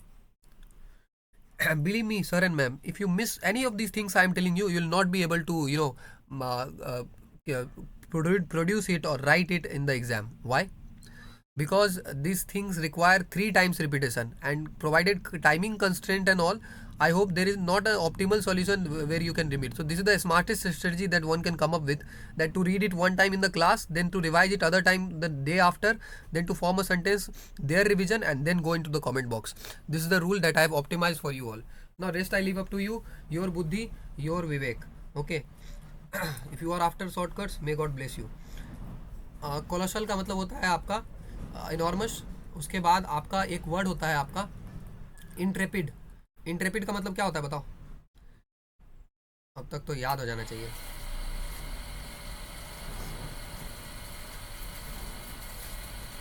अरे भाई, Intrepid का मतलब होता है fearless.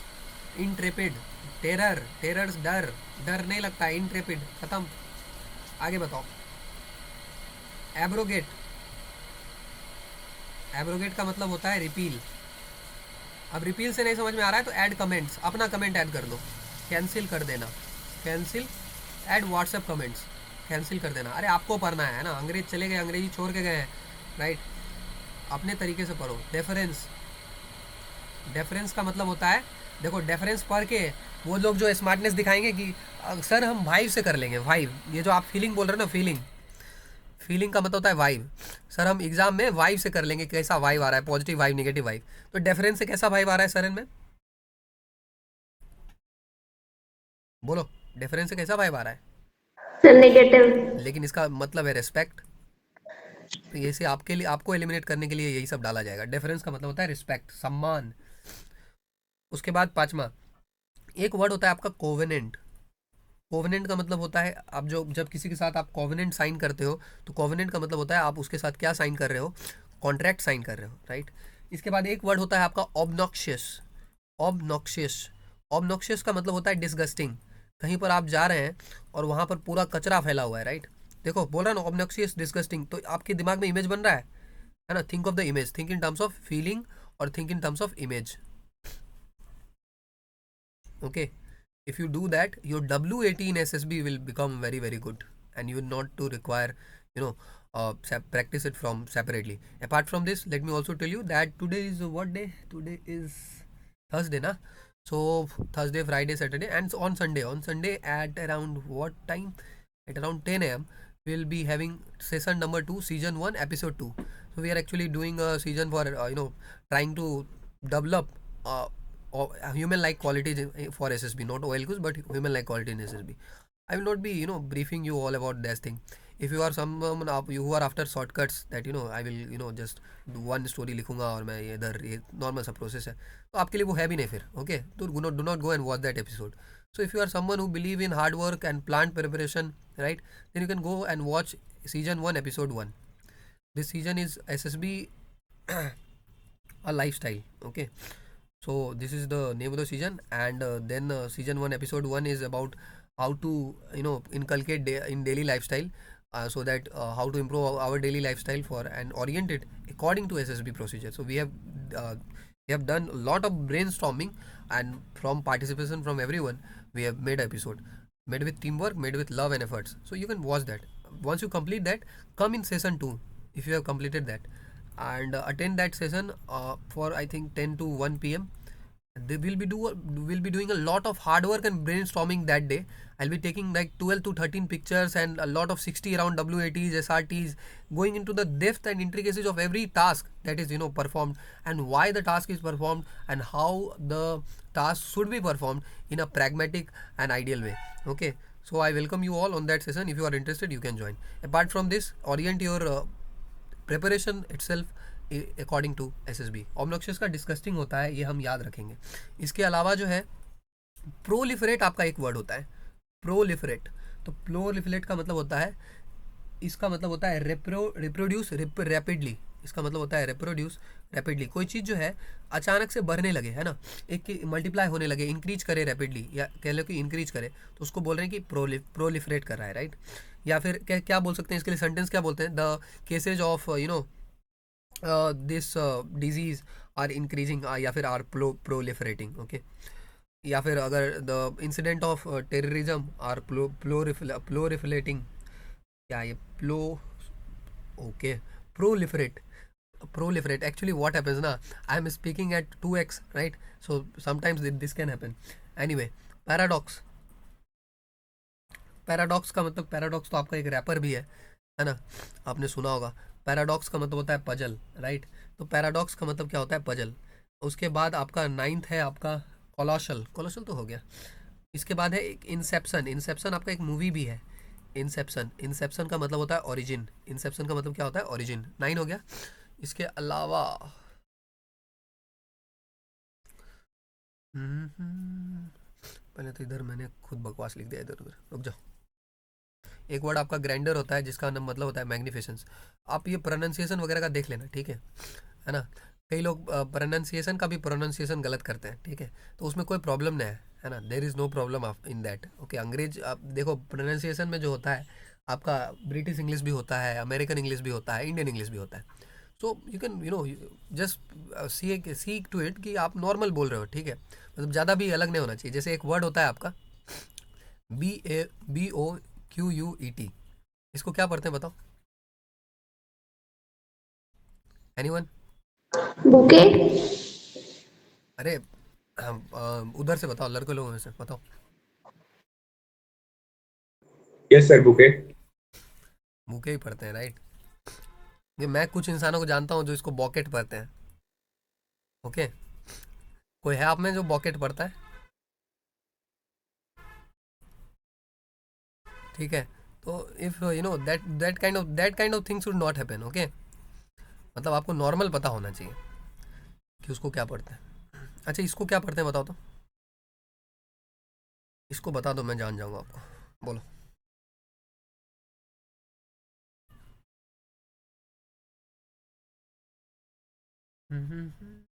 बोलो।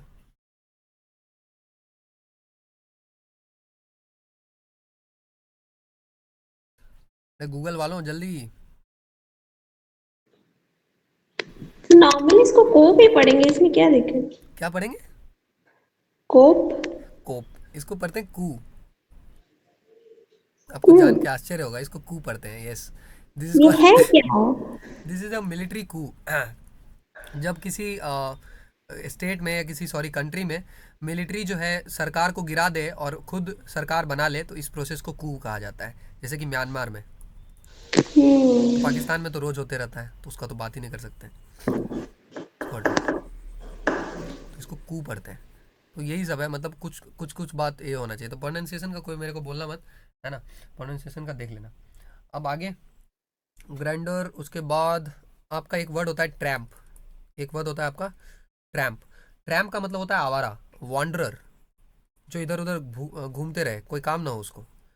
उसके बाद एक वर्ड होता है आपका कंसाइनी। कंसाइनी। कंसाइनी एक वर्ड होता है, इसका नाम नॉमिनी। जैसे आप बैंक में जाते हो एफडी कराने के लिए, तो आपको एक कंसाइनी लगता है, नॉमिनी लगता है। ओके, कि इनसे पैसा नहीं मिला तो इनसे लेंगे पैसा। ओके, या फिर इनको पैसा नहीं दे पाए तो इनको देंगे पैसा। इनफैचुएशन। इनफैचुएशन। इनफैचुएशन का मतलब होता है आसक्ति। आसक्ति। आसक्ति वर्ड आपको भगवत गीता में भी मिलेगा। आसक्ति, जब आप किसी चीज़ से बहुत ज़्यादा अटैच्ड हो जाते हो, हाईली अटैच्ड, तो इसको बोलते हैं आसक्ति। Okay, so an intense but short lived passion और admiration for someone. Okay, this is short lived passion. Done. Apart from this, ये वर्ड क्यों है पता नहीं इस लिस्ट में। ब्यूटीफुल। ब्यूटीफुल तो मैं नहीं लिखूंगा, हटाओ। 15। मोमेंटस। मोमेंटस का मतलब होता है इम्पॉर्टेंट। अब देखो एज अ ऑफिसर, है ना, अगर आप आगे जाएंगे आप ये वर्ड यूज करेंगे, है ना। नॉर्मल कोई आदमी क्या यूज करेगा, नॉर्मल सिविलियन आदमी, this is a very important event, but officer will come on the stage and say on this momentous occasion I welcome everyone. So impact पड़ेगा उसका। This is why you should read vocabulary. The syllabus has a purpose, you see. The syllabus has a purpose, you are seeing, do not see as a exam. The syllabus has a purpose. Momentous important. 16। एक होता है आपका quiver. चूवर का मतलब होता है tremble. अचानक से आप सिहर जाते हो, सिहर जाना। सिहर जाना, अचानक से अभी आपके ऊपर जो है बिजली का बहुत ज़्यादा वो हो, आवाज़ आए, तो आप अचानक से सिहर सकते हो, उसको बोलते हैं प्यूबर। उसके बाद एक वर्ड होता है आपका एडलेशन। एडलेशन, किसी को पता है एडलेशन मतलब क्या होता है? एडलेशन, एडलेशन का मतलब होता है मनुहार। मनुहार का मतलब होता है फ्लैटरी। फ्लैटरी, फ्लैटरी मतलब समझा है? चापलूसी, है ना? बहुत लोग होते हैं ना, चापलूसी करते हैं ताकि उनका कुछ, उसमें उनका कुछ वेस्टेड इंटरेस्ट होता है। अरे सर आप तो क्या ही हो, आप सुपरमैन हो, है ना? अरे आपने सर छींक दिया सर, अरे क्या छींकते हो आप, है ना? तो एडलेशन होता है फ्लैटरी, कोई भी काम पे फ्लैटरी करना। उसके बाद हाँ हाँ यहाँ पे जगह है। कितना हो गया? 17। अब आगे। अच्छा एक नॉर्मल फालतू का सवाल पूछता हूँ, रिकॉर्डिंग रोक के, सुधो रिकॉर्डिंग। सो यस, तो what was the 18th word? 18th word है आपका, जैसे आपको मेहनत करना चाहिए, राइट? 18th वर्ड है आपका, ये तो आपका दूसरा है, कंटेम्पलेशन। कंटेम्पलेशन, तो कंटेम्पलेशन एक वर्ड होता है जिसका मतलब होता है चिंतन करना, ध्यान करना कि कहाँ गलती हुआ, क्या सुधारना पड़ेगा, क्या इम्प्रूवमेंट करना पड़ेगा। तो एक एक वर्ड होता है आपका कंटेम्पलेशन जिसका मतलब होता है मेडिटेशन। उसके बाद कंटेम्पलेशन के बाद एक वर्ड आता है आपका डिलीजेंट। डिलीजेंट, तो डिलीजेंट का मतलब क्या होता है? डिलीजेंट का मतलब होता है आपका परिश्रमी व्यक्ति, यानी कि इंडस्ट्रियस। इंडस्ट्रियस। इसके बाद जो है आपका सेंसर। सेंसर का मतलब क्या होता है? सेंसर का मतलब होता है क्रिटिसाइज। क्रिटिसाइज करना, निंदा करना किसी को, तो सेंसर कर देना। उसके बाद एक वर्ड होता है आपका फैटल। फैटल तो पता होगा यार, फैटल का मतलब होता है डेडली, है ना? अच्छा न्यूज़पेपर में आपने पढ़ा होगा, ये एक निगेटिव वर्ड है सकम्ड, पढ़ा है इसका मतलब?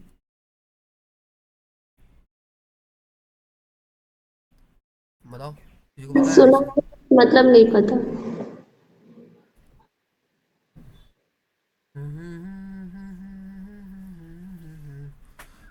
सकम्ड एक वर्ड है आपका जिसका मतलब होता है कि सकम टू हिज इंजरीज, मतलब ही एक्चुअली डाइड। सकम्ड का मतलब होता है मर जाना, मृत्यु हो गई। ओके। इसके अलावा जो आपका 22वां नंबर का वर्ड है वो है डोलफुल। डोलफुल का मतलब क्या है? डोलफुल से आपको निगेटिव वाइब आएगा। ये है मॉर्नफुल, मतलब सौरो।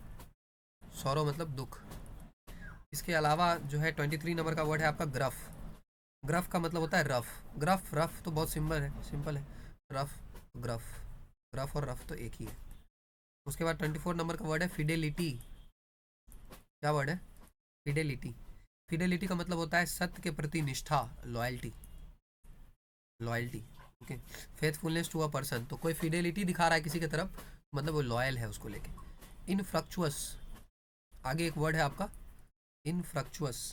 इनफ्रक्चुअस, देखो फ्रक्चुअस होता तो फ्रूट मिलता, इनफ्रक्चुअस तो मतलब फ्रूटलेस। सो फ्रूटलेस मतलब फल नहीं मिला। उसके बाद गार्निश। गार्निश तो जरूर सुना होगा। गार्निश का मतलब क्या होता है? तो वो सब्जी बना के ऊपर से धनिया रखते हैं तो उसको गार्निश करते हैं। हाँ हाँ, very good very good, how you related very beautifully, ऐसे ही रिलेट करना है रियल लाइफ से। उसके बाद that will improve your thinking skills and your performance in WAT। If you have good thinking skills you are able to relate it to real life. Mentor, mentor is guide, okay. 28 is superstitious, ये भी पता होगा आपको। जिन लोगों को लगता है कि अर्थ फ्लैट है, और ये वो लोग होते हैं जिनको लगता है कि अगर बिल्ली रास्ता काट देता है तो कुछ गलत होगा, ये वही लोग होते हैं।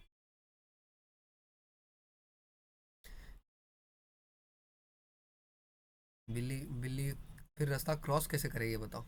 बिल्ली के लिए अलग से पुल बनाओ फिर। बिल्ली हाईवे। डिमोलिश, रैवेज मतलब क्या होता है? डिमोलिश। रैवेज का मतलब डिमोलिश। कितना वो खतरनाक वर्ड है, रैवेस्ड, डिमोलिस्ड। और लास्ट है successive.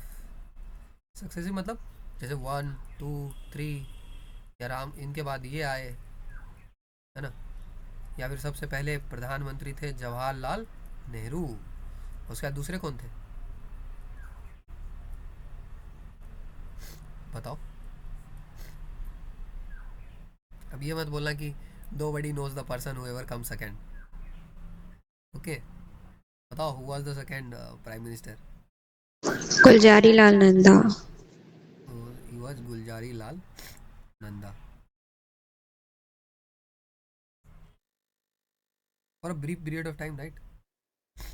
And then I think उसके बाद कौन, लाल बहादुर शास्त्री बन गए थे ना। यस। हो गया।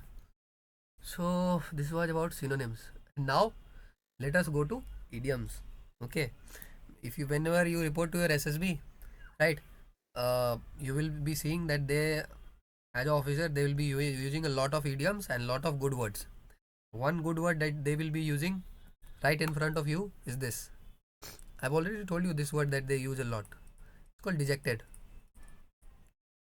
I hope you never listen to this word, okay? Because this word is only used when somebody performs bad in the test. Okay, then this word is used. Dejected means feel sad, निराश मत हो, ठीक है। So this is it. So idioms में आपका बहुत सारा होता है, so use these kind of, just pick some good idioms, है ना। just you can also do one thing जो आपको बताया था ना, है ना, just listen to our military personals, okay, in podcast, and you can do one thing more. This is very good exercise that I am giving you. Just listen to military personals in podcast and just see what words they are using and note it down. What words they are using. Please note all of these things that I am telling you. What words they are using and note it down. Note it down. Where? In your phone notes. Just keep it at some place so that your phone data get destroyed. It does not get destroyed. You can use this app called Keep Notes, which is synced to your Gmail. So even if your phone data gets destroyed, the cloud will still preserve the notes. And when you are listening to them, see, they will use a very good variety of vocabulary, है ना, they will be having a tone to speak. Okay, so if you're already going for the armed forces, you should be in that kind of environment, because once you report to your SSB, na, what will happen, you will suddenly feel those if you are have done SSB and NCC or whatever, if you have that experiences of the NCC, then it is good that you might be around some officer. But those of you who come from a very civil background and never interacted with an officer, so please start doing this. Use the technology and listen to all these clippings of military personnel. Do not waste time rubbish in watching document, all of these series that are coming, and it can wait. Okay, so watch this. Just first prioritize your life, and idioms and everything you can note. So is it clear? Yes, sir. Then send it to me. You can send it whenever a list is ready. Okay. Now the idioms. I've already told you there is a word called a big draw. So a big draw means to get attention. मतलब आप किसी को draw किया आपने, एक big draw मतलब आपने ध्यान खींचा, राइट, ध्यान खींचना, to get attention. Apart from this a black sheep. तो ब्लैक शिप तो काली बिल्ली होती है, लेकिन पता नहीं यहाँ पे शिप क्यों है. Black ship is unlucky person. Okay, unlucky person अशुभ व्यक्ति. अगर किसी के मतलब होता है ना कि तेरे कारण ऐसा हुआ है तो तू अशुभ है ना, तू ही है पनौती. पनौती actually is the right word. अब आगे, अब बोल्ट फ्रॉम द ब्लू. अब bolt from the blue means अचानक से, अब आसमान से अगर गिर गया कुछ अचानक, मतलब unexpected piece. I was not expecting this. Unexpected piece. Okay, once you get recommended, right, what will be a bolt from the blue for your friends, that अरे इसका हो गया. So you can see this as positive. Negative भी सोच सकते हैं किसी point पे, पॉजिटिव भी सोच सकते हैं. It is up to you. Close save. Close save का मतलब क्या होता है? क्लोज सेव का मतलब होता है something achieved by narrow margin. Something achieved by narrow margin. इसको भी रियल लाइफ से रिलेट कर सकते हैं, आपकी मर्जी. उसके बाद होता है आपका क्लोज्ड बुक. क्लोज्ड बुक मतलब होता है अननोन पर्सन. मतलब वो क्लोज बुक है तो आपको उसके बारे में कुछ पता ही नहीं है, तो वो अननोन पर्सन है आपके लिए। उसके बाद आपका होता है फार क्राई। एक वर्ड होता है आपका, एक इडियम होता है फार क्राई। फार क्राई मतलब होता है काफ़ी अलग। कोई दो लोग अगर काफ़ी अलग अलग हो तो उसको बोलते हैं फार क्राई। उसके बाद a hard nut to crack. इस पर भी वो रूल अप्लाई होता है सेंटेंस फॉर्म करने का, हार्ड नट टू क्रैक। तो सिंपल है, डिफिकल्ट प्रॉब्लम। अब सोचो एसएसबी में कोई जाएगा बोले sir the I in my life I encountered various difficult problems, and somebody goes and says sir in my life I've faced various situations which were hard nuts to crack but I conquered them. कैसे impression पड़ेगा? Obviously he will feel different. So now apart from this, hard nut to crack, a laughing stock. कितना number था वो? 7 तक हुआ था ना? अगर आपको नंबर याद नहीं आया ना अभी, तो आपका मेमोरी स्किल और फिर फोकस कम है, कुछ काम करना होगा उस पर। मैं बताऊंगा आपको एसएसबी वाले सेशन में। लाफिंग स्टॉक, लाफिंग स्टॉक जो है आपका नंबर याद न करना मतलब आप फास्ट में सोच रहे हो, फ्यूचर में सोच रहे हो कि आगे भविष्य में क्या होगा। You are not in present and this will harm you 100% in SSB. Person और thing that is laughing stock, that is regarded as very foolish और रिडिकुलस। मतलब सब उसका मजाक उड़ाते हैं, तो लाफिंग स्टॉक तो नाम में ही बहुत क्लियर है, laughing stock that is very foolish. मजाक बनाना उनका, मजाक, उनका मजाक उड़ाया जाएगा। उसके बाद लाइव वायर। लाइव वायर, तो अगर आप लाइव वायर टच करेंगे तो आपको मालूम है ना क्या होगा। Live wire is very energetic person, very energetic person, man of God, भगवान का बंदा, भगवान का आदमी, पुजारी। ये कुछ कुछ मैं व्हाट्सएप वाले लैंग्वेज में लिख दे रहा हूँ। I hope some no one is from down south, everybody is from the plains itself. सबको समझ में आ रहा है ना क्या लिख रहा हूँ? Yes, sir. Okay, somebody is from the down south, just tell me. A man of straw.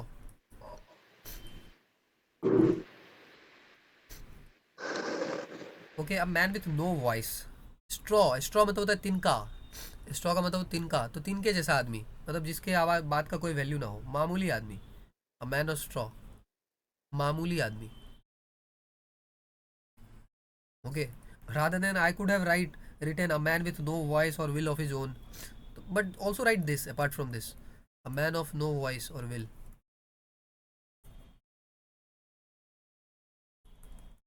Also right, कुछ इंडियनाइज करके अपना तड़का लगाओ उस पर। Match made in heaven,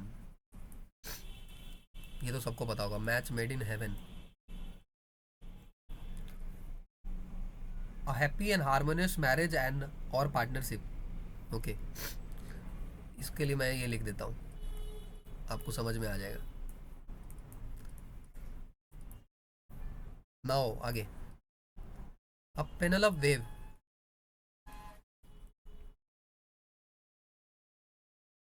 Penelope wave, Penelope wave, Penelope. अब देखो पेनेलोप शायद आपका वो होता है, पेनेलोप आपका कोई जानवर होता है, if I am not wrong. तो पेनेलोप जो वेव होता है ना, होता है आपका इंडलेस जॉब। देखो तो पेनेलोप कोई जानवर होता है by the time I am writing?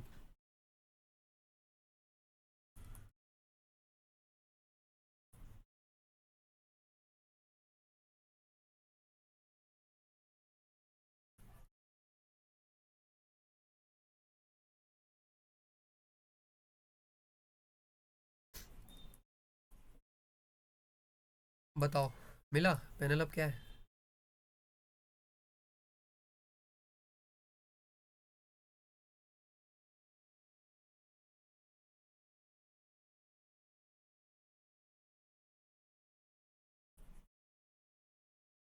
अरे सर्च किया anyone?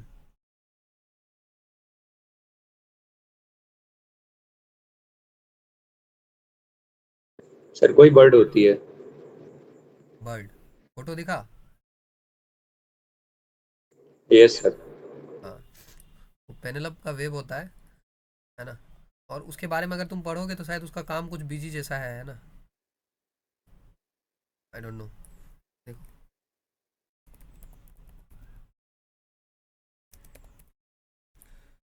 Penelope bird. Penelope is a bird. The range of these species.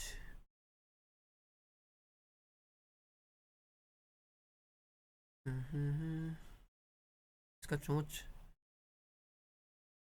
इससे ही ये वो बनाती होगी, और उसमें कुछ ना कुछ रीजन होगा कि क्यों पेनेलोप वेव को पेनेलोप वेव ऐसे कहा गया English job. Find it. Okay, अगर आप निराश हो जाएंगे तो आपको किस चीज़ का जरूरत पड़ेगा? इनकरेजमेंट का। तो उसको क्या बोलेंगे? Shot in the arm. Shot in the arm. और शॉट इन द डार्क पे अगर बात करें तो अंधेरे में तीर चलाना। अंधेरे में तीर चलाना, ठीक है। जो अगर आप प्रिपेयर करके नहीं जाएंगे तो एसएसबी इंटरव्यूअर के सामने में आप क्या चलाएंगे? अंधेरे में तीर। सर ये हो सकता है, फिर वो हो सकता है, फिर आपको पता चल जाएगा। Shot in the dark, a guess, sore point with subject that makes you feel angry. Sore point, sore का मतलब क्या होता है? कि आपको जिस पे गुस्सा आ जाए, एक ऐसा सब्जेक्ट पे बात होने लगे जिस पे आपको गुस्सा आ जाए या दुख हो, गुस्से वाला पॉइंट। इस टॉपिक को मत छेड़ो वरना गलत हो जाएगा, ऐसा वाला बात। आगे, thorn in the flash. Thorn in the flash, इसका मतलब होता है कि मछली में कांटा, कांस्टेंट सोर्स ऑफ एनॉयंस। देखो रियल लाइफ से कनेक्शन है। अगर आपने, you are non vegetarian and if you ever had this fish, तो you must have realise that what is the constant source of annoyance? Obviously the कांटा that is there. Okay, 18, a white elephant. What is the white elephant? White elephant is an expensive but useless thing. हाँ, because white elephant क्या होता है? Expensive तो बहुत होता है, लेकिन वो उतना कैपेबल नहीं होता है जितना एक वो कैपेबल हो नॉर्मल ब्लैक एलिफेंट। एक आपका वर्ड होता है wild goose chase. Wild goose chase, तो इसका मतलब होता है to try to do impossible. मतलब वाइल्ड गूज चेज मतलब ये जो गूज जो पक्षी होता है ना, इसको अगर आप वाइल्ड गूज को पकड़ने का कोशिश करेंगे तो ये व्यर्थ का प्रयास है ना, बेकार का प्रयास, बेकार का प्रयास। अब एक प्लेन उड़ने जा रहा है, आप उसको दौड़ के थोड़ी पकड़ लेंगे, तो वाइल्ड गूज चेज होगा। PYQ है सर। हाँ, ये एनडीए का। Yes sir. हाँ तो अरे डोंट वरी, मेरे पास बेस्ट सोर्स है, डोंट वरी। उसके बाद फिर क्या है? Achilles hills. Achilles hills, Achilles hills का मतलब होता है स्मॉल बट फेटल वीकनेस। मतलब छोटा मोटा कोई वीकनेस होगा, कोई फॉल्ट होगा, फेटल वीकनेस होता है। कल्पना चावला जब रिटर्न कर रही थी स्पेस मिशन के बाद वापस, तो वो एक स्मॉल वीकनेस ही था। आप वीडियो देख सकते हैं, ध्रुव राठी का वीडियो या फिर किन्हीं का वीडियो, तो एक स्मॉल वीकनेस ही था जिसके कारण वो प्लेन क्रैश हुआ था, जिसको नज़रअंदाज कर दिया गया था। एक फोम का टुकड़ा था, बस सिर्फ एक फोम का टुकड़ा। और जब मैं आपको फोम के टुकड़े के बारे में बताऊंगा, तो एयरक्राफ्ट में जो फोम का टुकड़ा था, आपको आश्चर्य होगा how beautiful subject is physics. वो फोम का टुकड़ा करीब, I don't know have exact figures, latest से वो फोम का टुकड़ा 3 kg का हुआ। बहुत भारी था, मतलब अरे एयरक्राफ्ट का साइज भी तो फिर उस तरह से होता है ना। तो मान लो इतना हुआ, तो लेकिन फोम का टुकड़ा आपको कुछ नहीं करेगा, नॉर्मल 3 kg का टुकड़ा आप नॉर्मल पिकअप कर लोगे। But the answer to all of these things happening in physics is momentum kills. If I ask you, speed kills or not? No, speed does not kill you. If I ask you कि आपका mass kills or not, so mass also does not kills you. What kills you is momentum, m into v. देखो अगर एक छोटा सा bullet है, एक छोटा सा बुलेट है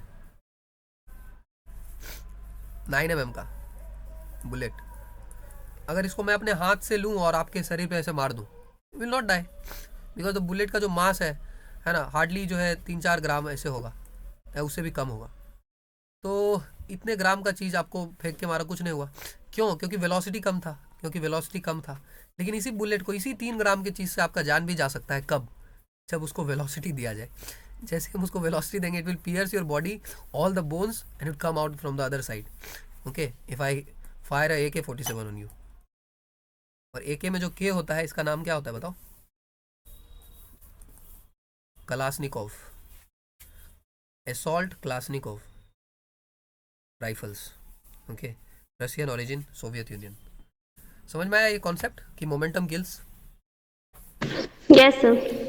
So we'll be dealing about momentum today when I start physics. So Achilles heels is a small but fatal weakness. Apart from this, if I, how simple are these? Add fuel to fire. नहीं वही है, हिंदी में जो मुहावरे होते थे ना, बस वही है। Add आग fuel में to fire. डालना। हाँ, आग में घी डालना, आग में घी डालना। उसके बाद 22, अगेंस्ट ऑल ऑड्स। ये तो बहुत अच्छा है। आप भी अगर अपने सपने को पूरा करना चाहते हैं, अगेंस्ट ऑल ऑड्स आपको काम करना पड़ेगा। Against all odds means despite any difficulty, despite many difficulties, so you have to work against all odds no matter what, okay, nothing, no excuses, तबीयत ये वो कुछ का एक्सक्यूज नहीं, राइट, है ना। What matters is the completion of task. All at C,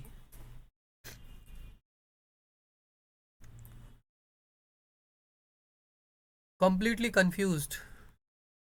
Why? All at sea means completely confused because if you go at sea you will see कि there are, उसमें आपको कोई क्लैरिटी नहीं मिलेगा। सी में क्या होता है, सब कुछ दूर दूर तक आपको कुछ समझ में नहीं आएगा कहाँ इसका अंत है। सो ऑल एट सी मतलब completely confused। अब Mahatma Gandhi means all eye for an eye. अरे भाई ऑल आई कैसे ले, दो ही तो आई है। All eye for an eye, tit for tat. और एम के गांधी का, मोहनदास करमचंद गांधी जी का कोट है ना, क्या कोट है पता है? डू और डाई। अरे आई का बात कर रहा हूँ तो डू और डाई कैसे हो सकता है? सर आपने कोट पूछा ना। अरे तो भाई आई से कोट पूछ रहा हूँ ना, an eye for an eye. Sir एक कान में तमाचा मारे तो दूसरा भी ऐसा कुछ। देखो मैं बता रहा हूँ, an eye for an eye will make the whole world blind, will make the whole world blind, okay. So this is a thought provoking quote कि अगर एक आँख के बदले सब लोग एक आँख फोड़ने लगे सबका, तो एक दिन पूरा दुनिया जो है अंधा हो जाएगा, राइट।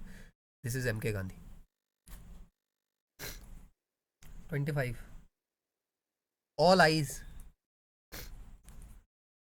ऑल आइज मीन्स, या फिर यहीं से एक और याद कर लो, ऑल ईयर्स। ऑल आइज और ऑल ईयर्स क्या मतलब होता है इसका, बताओ,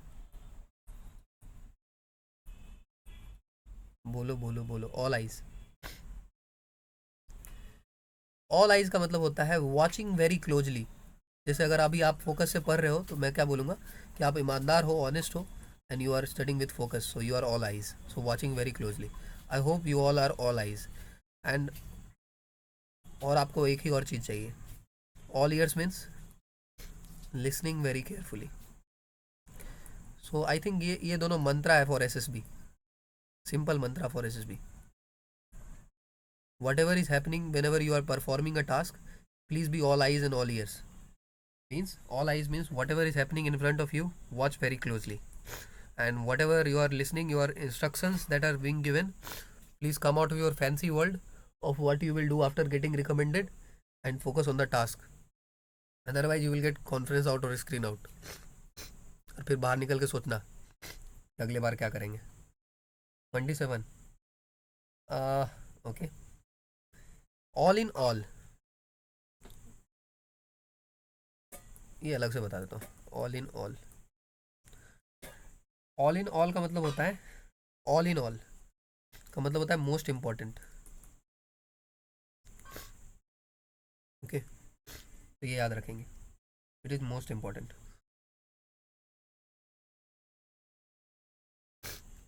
सी प्लीज ना गो एंड इंडियम्स के लिए ना सेंस फाइंड करो, sense, and just use Gemini AI to find that sense. Just go and ask Gemini AI, so why all in all idioms is called so, what is the meaning behind it, and explain me the logic. So he will explain you the logic, and once you get the logic na, all idioms will be very easy. Every idiom has a logic. Eyes से logic है watching, ears से logic है listening, eye for an eye logic है tit for tat. So just find that logic using Gemini AI. So for example all in all, तो इसका अगर आपको समझ में नहीं आ रहा है तो you go and find that logic and then write that logic बगल में, आप व्हाट्सएप लैंग्वेज में बगल में, and this is just one time you have to do all this मेहनत, never in again in life. And acid test, an acid test is a critical test. Acid test कहते हैं ना litmus, और litmus से आपको याद आया, बताओ अगर आपका कोई जो आपका बेस होता है और एक आपका एसिड होता है, तो एसिड कैसे चेंज करता है लिटमस पेपर को, और बेस कैसे करता है? पहले एसिड का बताओ. It turns litmus paper red. Acid red कर देता है और बेस आपका ब्लू कर देता है. याद कैसे रहेगा? बी से बेस और बी से ब्लू. तो बेस आपका जो है रेड वाले लिटमस पेपर को ब्लू कर देगा, बाकी तो आपको याद हो ही जाएगा.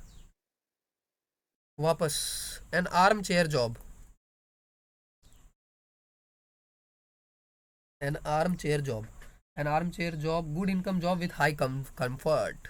वाह, गुड इनकम जॉब, इससे हमें क्या मतलब? If you are going for the forces you will never get a arm chair job, you might get a fighter pilot chair job. An axe to grind,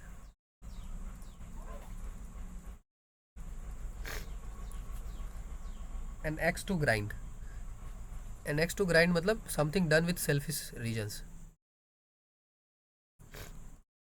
done with selfish reasons, आपका उसमें कोई स्वार्थ छुपा हो. An iron will, okay, ending on a very good note. Strong willpower, आपको last में एक poetry सुनाऊंगा आज, just wait for that, which is on this strong willpower. Now let us go to this again. Synonyms done, idioms done. Now let me quickly and very quickly tell you about one words. Okay, one word पूछा जाता है इसमें NDA में? No sir. हाँ, अब आएगा देखना, है ना. अभी आज इस बार जो आया था वो भी तो नहीं पूछा जाता था. किसी ने इस बार वाला पेपर देखा? Yes sir. हाँ, तो उसमें आपको दिखा कि बहुत सारा ऐसा टॉपिक ऐड हुआ है जो पहले नहीं पूछा जाता था. Yes sir. हाँ, तो then how can you leave this? फिर बाद में रो थोड़ी सकते हैं. तो इसलिए one word I have added 10. Okay, so one word में आपको बहुत सारा बताया था, 10 ही बताना है. एक बार फिर से आपको जल्दी जल्दी बता देता हूँ. एबाटॉयर, एबाटॉयर क्या होता है? एबाटॉयर होता है जहाँ पे एनिमल स्लॉटर्ड होता है ना. कसाई खाना कहते हैं इसको. और इसके लिए मैं आपको कुछ लिख देता हूँ, अगर आपने देखा है तो आपको याद आएगा, नहीं देखा तो मत देखो, रेकमेंड हो जाने के बाद देखना. उसके बाद एबेटर, उसके बाद एब्रीविएशन. एब्रीविएशन, एब्रीविएशन का मतलब होता है आपका शॉर्ट करना, है ना. UFO, UFO unidentified flying object. POP, POP का मतलब क्या है? Passing out parade. Passing out parade. Abdicate, abdicate का मतलब होता है एब्डिकेट, एब्डिकेट का मतलब होता है to give up a throne, गद्दी छोड़ देना, to give up a throne. Okay, उसके बाद एब्डिकेशन, एब्डिकेट, एब्डिकेशन, ये तो वही सेम वर्ड है. Do not, let us not repeat this. उसके बाद आपका है, इसमें कोई वर्ड खुद ऐड कर लो या फिर आई विल सी कि क्या ऐड कर सकते. एबॉलिश, एबॉलिश का मतलब होता है डू अवे विथ, समाप्त करना, कैंसिल कर देना, मिटा देना, समाप्त कर देना, एबॉलिश कर देना. दिस, जैसे सती प्रथा क्या हुआ था? सती प्रथा एबॉलिश्ड हुआ था. सती प्रथा क्या हुआ था? Abolish. So you can add this hints also कि सती प्रथा एबॉलिश्ड हुआ था, तब आपको याद आ जाएगा, अच्छा एबॉलिश्ड यहाँ यूज करते हैं. It should make sense somehow. Sati प्रथा एबॉलिश्ड को किसने किया था बताओ? तो राजा राम मोहन राय. राजा राम मोहन राय. एब ओरिजिन्स, आप किसी ऑस्ट्रेलिया जाएंगे ना तो वहाँ पे जो आपका नेटिव ट्राइब मिलेगा, जो वहाँ के ओरिजिनल वासी लोग थे, उनको एब ओरिजिन्स बोला जाता है. Original inhabitants of a country, वहाँ के मूल निवासी. जैसे कोई यूरोप वाला यहाँ आएगा तो हम लोग उसके लिए क्या हो जाएंगे? एब ओरिजिन्स हो जाएंगे. आप यहाँ से यूरोप जाएंगे तो यूरोप वाले लोग आपके लिए क्या हो जाएंगे? एब origins, original inhabitant of a country. आज तो ग्लोबलाइजेशन के कारण हर जगह आपको एक मिक्स्ड कल्चर ही दिखेगा. एब्रिज्ड, एब्रिज्ड का मतलब होता है एब्रिज्ड का मतलब होता है आपका an edition, a book in which it has been condensed, a book summary. लेकिन एब्रिज्ड का शायद एक और मतलब होता है।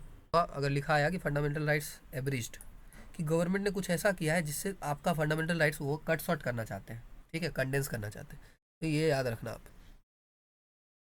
Apart from this, abrogate, abrogate तो शायद हो गया है पहले भी, एब्रोगेट का तो हो गया है। रिपील मतलब ख़त्म कर देना। आपके कॉलेज में अगर आप कभी जाएंगे कॉलेज तो रिपील्ड करके नोटिस आता है उसमें कि this now this thing has been repealed, repealed हो गया आपका। बाकी एसेलरेट, ये तो मैंने आपको आज पढ़ाऊंगा आपको फिजिक्स में। और लास्ट एसेसिबल, एसेसिबल जो है आपका move faster, no no no, accessible का मतलब होता है विच कैन बी अप्रोच्ड, अरे एक्सेसिबल मतलब विच कैन बी अप्रोच्ड, जिसको अप्रोच कर सके।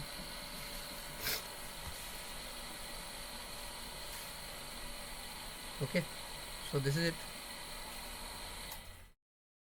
Apart from this, there are various root words that you need to be focusing on. Okay, so let me tell you just one, since we have timing constraints for today, and then rest I leave up to you. Okay. एक minute रुकना। So join that channel, English with Rani ma'am, and you can there practice some fixed proposition and phrasal verbs. Okay, because there are certain sentences which are used one after the other. If I take a verb look and if I make a phrase, this is the verb, and if I add look up, look down, look at, look in, so meaning changes, right, after I do all of that. Okay, look down upon, then again meaning changes.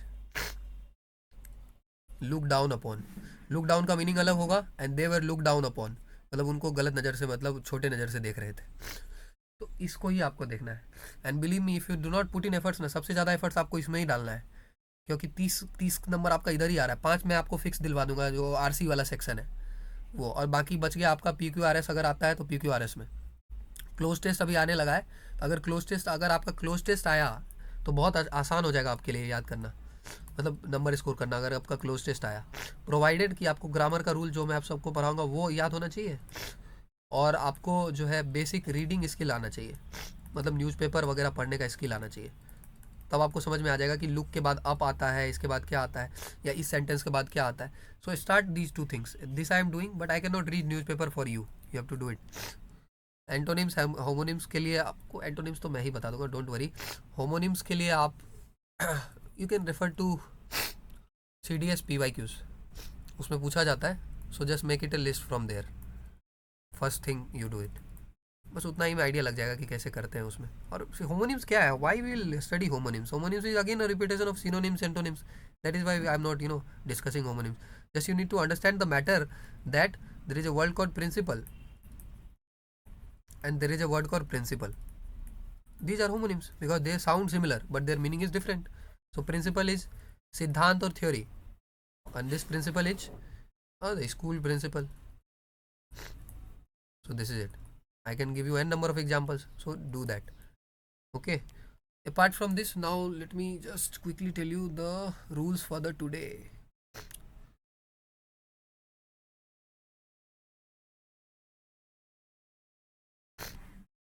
Okay, is it visible? Yes, sir.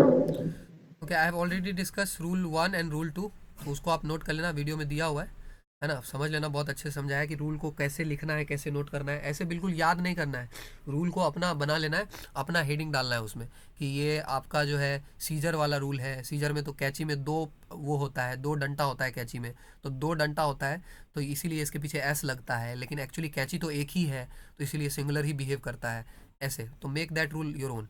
Now, rule 3 says that there are some uncountable nouns. What are uncountable nouns? Uncountable nouns are those nouns which cannot be counted. Okay, but they are nouns. Nouns are what? Nouns are the name. Name of anything in this world is noun. Person, place, anything. Anything you say, it is a noun. that are always use singular, but we can't use article a and with them. Okay. कुछ noun आपका ये होता है singular होता है और उसके लेकिन आगे उसके आर्टिकल नहीं यूज कर सकते हैं। जैसे देखो बुक, अगर हम बोले बुक तो आप बुक के आगे अ लगा सकते हैं ना, बुक के आगे ए बुक लगा सकते हैं नहीं लगा सकते? Yes. क्यों लगा सकते हैं? क्योंकि बुक जो है आपका काउंटेबल नाउन है। ओके, क्योंकि बुक का प्लूरल भी बनता है बुक्स, लेकिन इसका कभी भी प्लूरल ऐसे नहीं बनता है, they are always used as singular. अगर मान लो, बहुत इंपॉर्टेंट रूल है, प्लीज पे अटेंशन, सीनरी कहीं पे ऐसा लिखा है ना, सीनरीज लिखा है तो वो गलत हो जाएगा। ऐसे लिखा है सीनरीज, पोएट्रीज, फर्नीचर्स, फर्नीचर्स, देखो ये बहुत इंफॉर्मेशंस, तो ऐसे लिखा है तो गलत हो जाएगा। Am I clear? Yes, sir. Okay, I hope I am clear. तो ये पढ़ लेना, ये आसान सा है। The scenery of Jammu and Kashmir and will mesmerize you. क्या गलत लिखा हुआ है? The scenery of Jammu and Kashmir and will होगा। Mr. Amitabh's poetry is quite famous amongst all young readers. तो अगर इसका प्लूरल यूज करना होगा तो कैसे करेंगे? अगर इसका प्लूरल यूज करना हुआ तो हम कैसे करेंगे? तो इसको प्लूरल यूज करने के लिए हम ये यूज करते हैं, to use the above word as plural nouns you need to use certain words like this. जैसे अगर आपको इसका बनाना है, मान लो फर्नीचर का बनाना है, तो लिखेंगे he bought some pieces of furniture. क्या लिखेंगे? Some pieces of furniture. मतलब आप फर्नीचर में एस नहीं ऐड करेंगे, you will not add S in furniture, but how will you make plural? Some pieces. So just add this word call some pieces, some pieces, 2 3 pieces. 3 pieces तो नहीं हो सकता क्योंकि फर्नीचर काउंट नहीं कर सकते, तो सम पीसेज। अपार्ट फ्रॉम दिस, यहाँ पे ही offered me 2 slices of bread, तो 2 स्लाइसेज ऑफ ब्रेड, तो ब्रेड नहीं हुआ है, स्लाइस 2 हुआ है। देखो स्लाइस, यहाँ पे स्लाइस के आगे 2 लगा है तो 2 स्लाइस के आगे लग सकता है क्योंकि स्लाइसेस को काउंट कर सकते हैं, 1 स्लाइस 2 स्लाइस। ब्रेड के ऊपर में ऐसे नहीं लगाएंगे। Am I clear? Yes, sir. So please see to this. This is very very important rule. Okay, there are n number of rules. If you go in the market na, there are n number of rules. There are 120 rules, there are 80 rules, 90 rules. But you need to see ki are you cramming all those rules or you are realizing the reason behind why the rule is like that. I can tell you the reason why furniture I am not adding s. अगर हम furniture बोलते हैं तो उसमें पूरा जो घर में सोफ़ा है, आपका जो लकड़ी का जितना भी सामान है, पलंग, ये सब का बोध होता है। Okay, so furniture in itself जो है, इसमें उस पूरे कलेक्टिव वो जो है उसको हम बोलते हैं furniture. So we are not adding S to that. So furniture is a thought की सबको फर्नीचर बोलते हैं, there is no particular thing and we can not count furniture. You can count a table, you can count a chair, but you can not count furniture. Furniture तो उस work को बोलते हैं, जितना भी लकड़ी का काम है, जो भी है उसको फर्नीचर बोलते हैं। Okay, so it is not countable. Scenery is also not countable. How will you count a scenery? What you are counting is a pear and pahar and jharna. You are not counting scenery. Scenery is a thought that okay, if something is beautiful, we'll call it a scenery. So similarly, sir and ma'am, you need to ask yourself what is the logic rather than just cramming all these rules कि ये rule ये होता है, ये rule ये होता है. That is not the way to do it. I hope you get my point. Now, apart from this, be self-dependent. Now cattle, cattle, cavalry, cavalry का मतलब क्या होता है? देखो, एक होता है आपका कैवेलरी, एक होता है आपका इन्फेंट्री। क्या फर्क होता है? So cavalry जो घोड़े पे आर्मी होती है उसे कैवलरी कहते हैं, और जो आपका इन्फेंट्री होता है वो पैदल वाले जो। तो यही है पोल्ट्री, पीजेंट्री, ये जितना भी है जिसके ऊपर ऐसे ये लगा है, पुलिस, पीपल, ये कुछ नाउन्स होते हैं, जैसे ये सिंगुलर इन फॉर्म होते हैं but plural in meaning. Okay, जैसे एक बात बताओ, जब हम पुलिस को बुलाते हैं, जब हम पुलिस को बुलाते हैं तो क्या एक ही पुलिस आता है? कोई एक अधिकारी थोड़ी आता है। जब हम पुलिस को बुलाते हैं तो बहुत सारे लोग आते हैं। Yes, yes sir. हाँ, तो पुलिस कैसा हो गया बताओ? सिंगुलर हुआ कि प्लूरल हुआ? बताओ, सिंगुलर हुआ कि प्लूरल हुआ? Sir plural. प्लूरल हुआ। क्या हो गया प्रियांशी? प्लूरल हुआ ना? Yes sir. हाँ हाँ, तो do not get confused, they take plural verb. Okay, the S is never used with this noun, तो आप पीपल्स नहीं लिख सकते, you can not write peoples. Okay, you can not write childrens, है ना? आप नॉर्मल गलती करते हैं लोग, childrens. Okay, you can not do that. Cattles, you can not do that, they are already plural. Cattle means होता है वो जो गाय भैंस होते हैं उसको बोलते हैं, बकरी। कैटल्स में सब आ जाता है। आई am not adding again adding kettles, so cattle में सब आ जाता है। तो कैटल आपका प्लूरल है और उसके साथ प्लूरल वर्ब भी आएगा। आपका सबसे इंपॉर्टेंट रूल कुछ भी होगा ना इंग्लिश ग्रामर में, अगर आपको कुछ पढ़ना है खुद से तो एक एक लेसन जाके यूट्यूब से या कहीं से पढ़ो before I come to that, which is called SBA। This is very important lesson which is subject verb agreement. सबसे पहले जो है सालों पहले एक एग्रीमेंट हुआ था, एक एग्रीमेंट हुआ था किनके बीच में, सब्जेक्ट के बीच में और वर्ब के बीच में, कि सब्जेक्ट ने वर्ब को कहा, वर्ब ने सब्जेक्ट को कहा कि जैसे जैसे तू बोलेगा वैसे वैसे मैं करूँगा, जो तू होगा वो मैं होऊंगा। मतलब सिंगुलर सब्जेक्ट अगर कैसा वर्ब लेगा, सिंगुलर वर्ब लेगा, प्लूरल सब्जेक्ट जो है प्लूरल वर्ब लेगा, right. This was the agreement. If the subject is singular, verb is singular. What are singular verbs? Is, am, has, okay, was, apart from this, reads, okay. And what are plural? Are, where, have, read, these are plural. I hope you get my point. Apart from this, so this rule is very very easy. Our infantry, तो यहाँ पे देखो plural verb आ रहा है ना, have. Okay, is it clear? Yes, sir. So I have taught you ample amount of this. Now I have only 2 minutes left. I will not take your extra time because from now onwards I have promised you that I will be on timing only. So just let me just summarize whatever we did, and the last portion that we missed today we'll try to cover then. What I missed is that I have to discuss English grammar. I have already covered rules that covers English grammar, but apart from this we were discussing about this thing. Where was that? Just wait. About nouns, right. We have started parts of speech, और उसमें मैंने आपको noun के बारे में बताया था। सिर्फ बोल दे रहा हूँ, सिर्फ चुपचाप सुन लो। नाउन के बारे में आपको क्या बताया था कि नाउन किसी भी चीज़ का नाम होता है। कितने नाउन के बारे में बताया था? मेनली आपको 5 तरह के नाउन के बारे में बताया था, इफ़ यू रिमेंबर। एक आपका था सबसे पहले प्रॉपर नाउन, जिससे प्रॉपरली किसी का एक व्यक्ति या वस्तु का बोध हो, जैसे कि आपका राम, जैसे कि दिल्ली, राइट। उसके बाद बताया था आपको कॉमन नाउन के बारे में। तो इसके बारे में, कॉमन नाउन के बारे में क्या बोलते हैं? कॉमन मतलब शेयर्ड बाय ऑल। जैसे कि अगर हम बोले कि स्टेट, तो स्टेट में तो सब स्टेट आ जाता है, राइट। बुक्स, तो बुक्स में सारा बुक आ जाता है। ये कलेक्टिव नाउन का मतलब जैसे कलेक्टिव का फीलिंग आए, जैसे कि आपका आर्मी हो गया, फ्लीट हो गया, ज्यूरी हो गया। याद है आपको कलेक्टिव नाउन को लेके आपको एक इंपॉर्टेंट रूल बताया था? एनीवन रिमेंबर कलेक्टिव नाउन को लेके रूल क्या था? बताओ क्या था? सर कॉमन एक व्यू देते हैं तो सिंगुलर होता है, और जब डिफरेंट व्यू हो जाता है तो फिर प्लूरल ना अगर कलेक्टिव नाउन से आपका सिंगुलर फीलिंग आ रहा है या सेम ओपिनियन है तो सिंगुलर की तरफ बिहेव करेगा। लेकिन अगर कलेक्टिव नाउन से प्लूरल फीलिंग आ रहा है, प्लूरल फीलिंग आ रहा है या प्लूरल ओपिनियन है तो प्लूरल की तरफ बिहेव करेगा। फीलिंग पे डिपेंड करता है। जैसे एक वर्ड लिखेंगे, the jury is deciding the matter, the jury is deciding the matter, और अगला लिखेंगे the jury is divided over the matter. तो इसमें से कौन सा सही है, कौन सा गलत है, बताओ। सर पहला वाला सेंटेंस। पहला वाला सही है, दूसरा वाला गलत है। क्यों? क्योंकि यहाँ पे ज्यूरी कौन सा नाउन है आपका?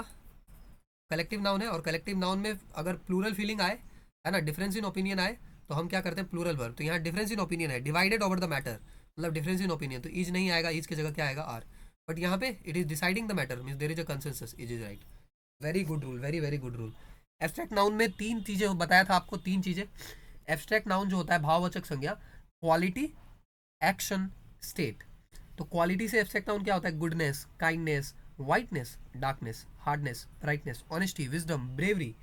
एक्शन, एक्शन से भी कभी कभी आप वर्ब से भी एब्स्ट्रैक्ट नाउन बना सकते हैं। Let me tell you, please focus here, verb से भी आप एब्स्ट्रैक्ट नाउन बना सकते हैं। कौन कौन सा है? Laughter, theft, movement, judgement, hatred, ये सब एक्शन है, पर ये एब्स्ट्रैक्ट नाउन है। लाफ्टर, हंसी किसी ने देखा है? एब्स्ट्रैक्ट मतलब समझते हैं? एब्स्ट्रैक्ट मतलब, abstract means something that it can be felt only, it is not existing in real world. तो लाफ्टर क्या होता है? लाफ्टर एक कॉन्सेप्ट है। तो आपने किसी को हंसते देखा, तो उसका दांत को देख के आप थोड़ी बोल सकते हो कि वो लाफ्टर है। Laughter is a concept. Theft, आपने थेफ्ट होते हुए देखा है कभी? थेफ्ट होते हुए, थेफ्ट को देखा है कभी दुनिया में? बताओ, किसी ने थेफ्ट को देखा है? थेफ्ट को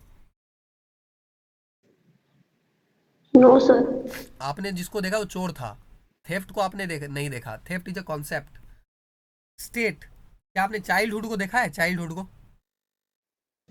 No, sir. आपने चाइल्ड को देखा है, चाइल्ड को, चाइल्डहुड को नहीं देखा है। तो इसके अलावा आपका जितना भी, आपको एक इंपॉर्टेंट बात तो उस दिन बताया नहीं था, आप बता रहा हूँ, names of arts and sciences सब कुछ आपका एब्स्ट्रैक्ट नाउन होता है। आपको पता है अभी हम कौन सा सब्जेक्ट पढ़ रहे हैं? ये जो आपका इंग्लिश पढ़ रहे हैं, ये इंग्लिश भी आपका कौन सा नाउन है पता है? इंग्लिश भी आपका कौन सा नाउन है? एब्स्ट्रैक्ट नाउन है। जितना भी सब्जेक्ट का नेम होता है ना, आर्ट्स एंड साइंसेज, ये सब आपका जो है एब्स्ट्रैक्ट नाउन आता है। जैसे ग्रामर, ये भी एब्स्ट्रैक्ट नाउन है। तो आपने ग्रामर को, आप ग्रामर को नहीं देख सकते, आप जिसको देख रहे हैं वो किताब है या लेटर्स है। म्यूजिक, केमिस्ट्री, फिजिक्स, ये सब एब्स्ट्रैक्ट नाउन है। Very very important rule. So उसके अलावा और कुछ बचता है? क्या क्या हो गया? प्रॉपर, कॉमन, उसके बाद कलेक्टिव, उसके बाद मटीरियल, मटीरियल नाउन भी होता है, और उसके बाद फिर आपका एब्स्ट्रैक्ट नाउन होता है ना। इसी में फिर आपका वेरिएशन है, एक और अलग से कैटेगरी होता है जिसको हम बोलते हैं काउंटेबल नाउन और अनकाउंटेबल नाउन। ओके, तो इसके बारे में फिर, इसके बारे में डिटेल चर्चा बाद में स्टार्ट करेंगे। ओके, तो इसको एक बार कवर कर दिया। और फिजिक्स में मैं आपको काम बता देता हूँ, आप देख लो। ये जो लेसन है ना, ये लेसन हम कवर कर चुके हैं, तो आप वीडियो देख लेना, ये पूरा लेसन कर चुके हैं, और बहुत इंपॉर्टेंट कॉन्सेप्ट उसमें डिस्कस हुआ है। ग्राफ के बारे में, टेबल कितना इंपॉर्टेंट है। आप यूपीएससी अभी आपसे टेबल से क्वेश्चन पूछने लगेगा, राइट? आप टेबल छोड़ के जाएंगे, जहाँ पे भी छोड़ के जाएंगे वहीं से क्वेश्चन आएगा। तो टेबल क्यों इंपॉर्टेंट है, ये सब discuss. So please whenever you get time, है ना, small, do not complain, right? See, whenever you get time, keep some earbuds, earphone, in your pocket, a diary, a bag, wherever you are moving, and complete the task, whatever task is given to you, without giving excuses, without doing melodrama. Something is better than nothing. So, और आपको मैं एक HW दे रहा हूँ, note down that. Physics में आपको आज के लिए जो है, just I am giving you HW, do these exercises, solve these questions, and to solve these questions I am just giving you how much time? 45 minutes. So start a timer, and in 45 minutes solve that. As I sign off for today, I will give you one advice, one tip for the day. Daily I am giving you tip to improve your life for the SSB, but in the end I will make it a tradition that I will give you one final tip at the end of the class, which is this. The tip is that whatever you are doing, do it in a given time. Whatever you are doing, just allot a already given time, just allot it a timing कि इतने time में कर लेना है, and make sure you complete in that. This simple thing will do magic for you, believe me. आप कैसे बैठते हो? ये आलस की तरह बैठा पढ़ने के लिए, जब मन 2 सवाल बनाए चले गए। Do not give yourself a target, preferably a tough one, है ना? If you are sitting for 45 minutes, give yourself a tough target कि मैं पढ़ूंगा 45 minutes, but I will study like very good in quality. So 10 questions are enough. Okay, so see if you can solve them in 45 minutes. The technique to use is RGDFC. Okay, am I clear? Yes, sir. Okay, so with that, just hold on, I will stop the recording. Just hold on.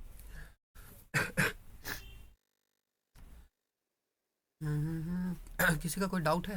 किसी का कोई doubt? Let me ask personally. Hardik, is it clear? Yes, sir. Kshitij? Yes, sir. Clear. Sir मैंने हाँ, बोलो.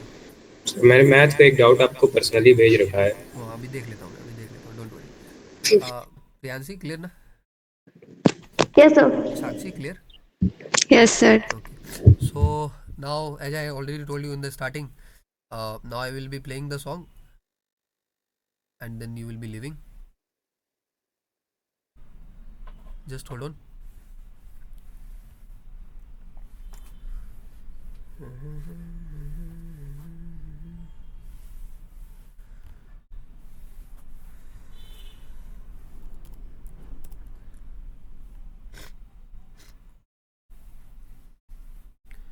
और आप लोग ना खाना वगैरह खा के आया करो क्लास में, ठीक है? Anybody empty stomach? Who is empty? Do not do that. There are clear instructions, if you report to SSB, they will be giving you clear instructions that never to miss your meal, the morning meal.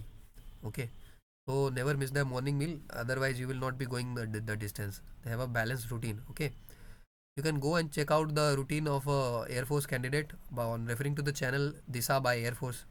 Okay, Disa Air Force, right? Just go to there and see what is the routine in the academy, and if you can adjust according to that routine, it will be very good for them, because they will be asking you in SSB about your routine, and they are saying how much passionate are you passionate about joining the forces. If you are passionate about joining the forces, your routine will be very similar to what they follow in the academy. So just go and check out what is the routine in the academy. Okay, now I will be reciting you a poem. But before that, I'm giving you a break. 2 minutes. Go and have some water, get fresh. I'll be talking to you at 11:14.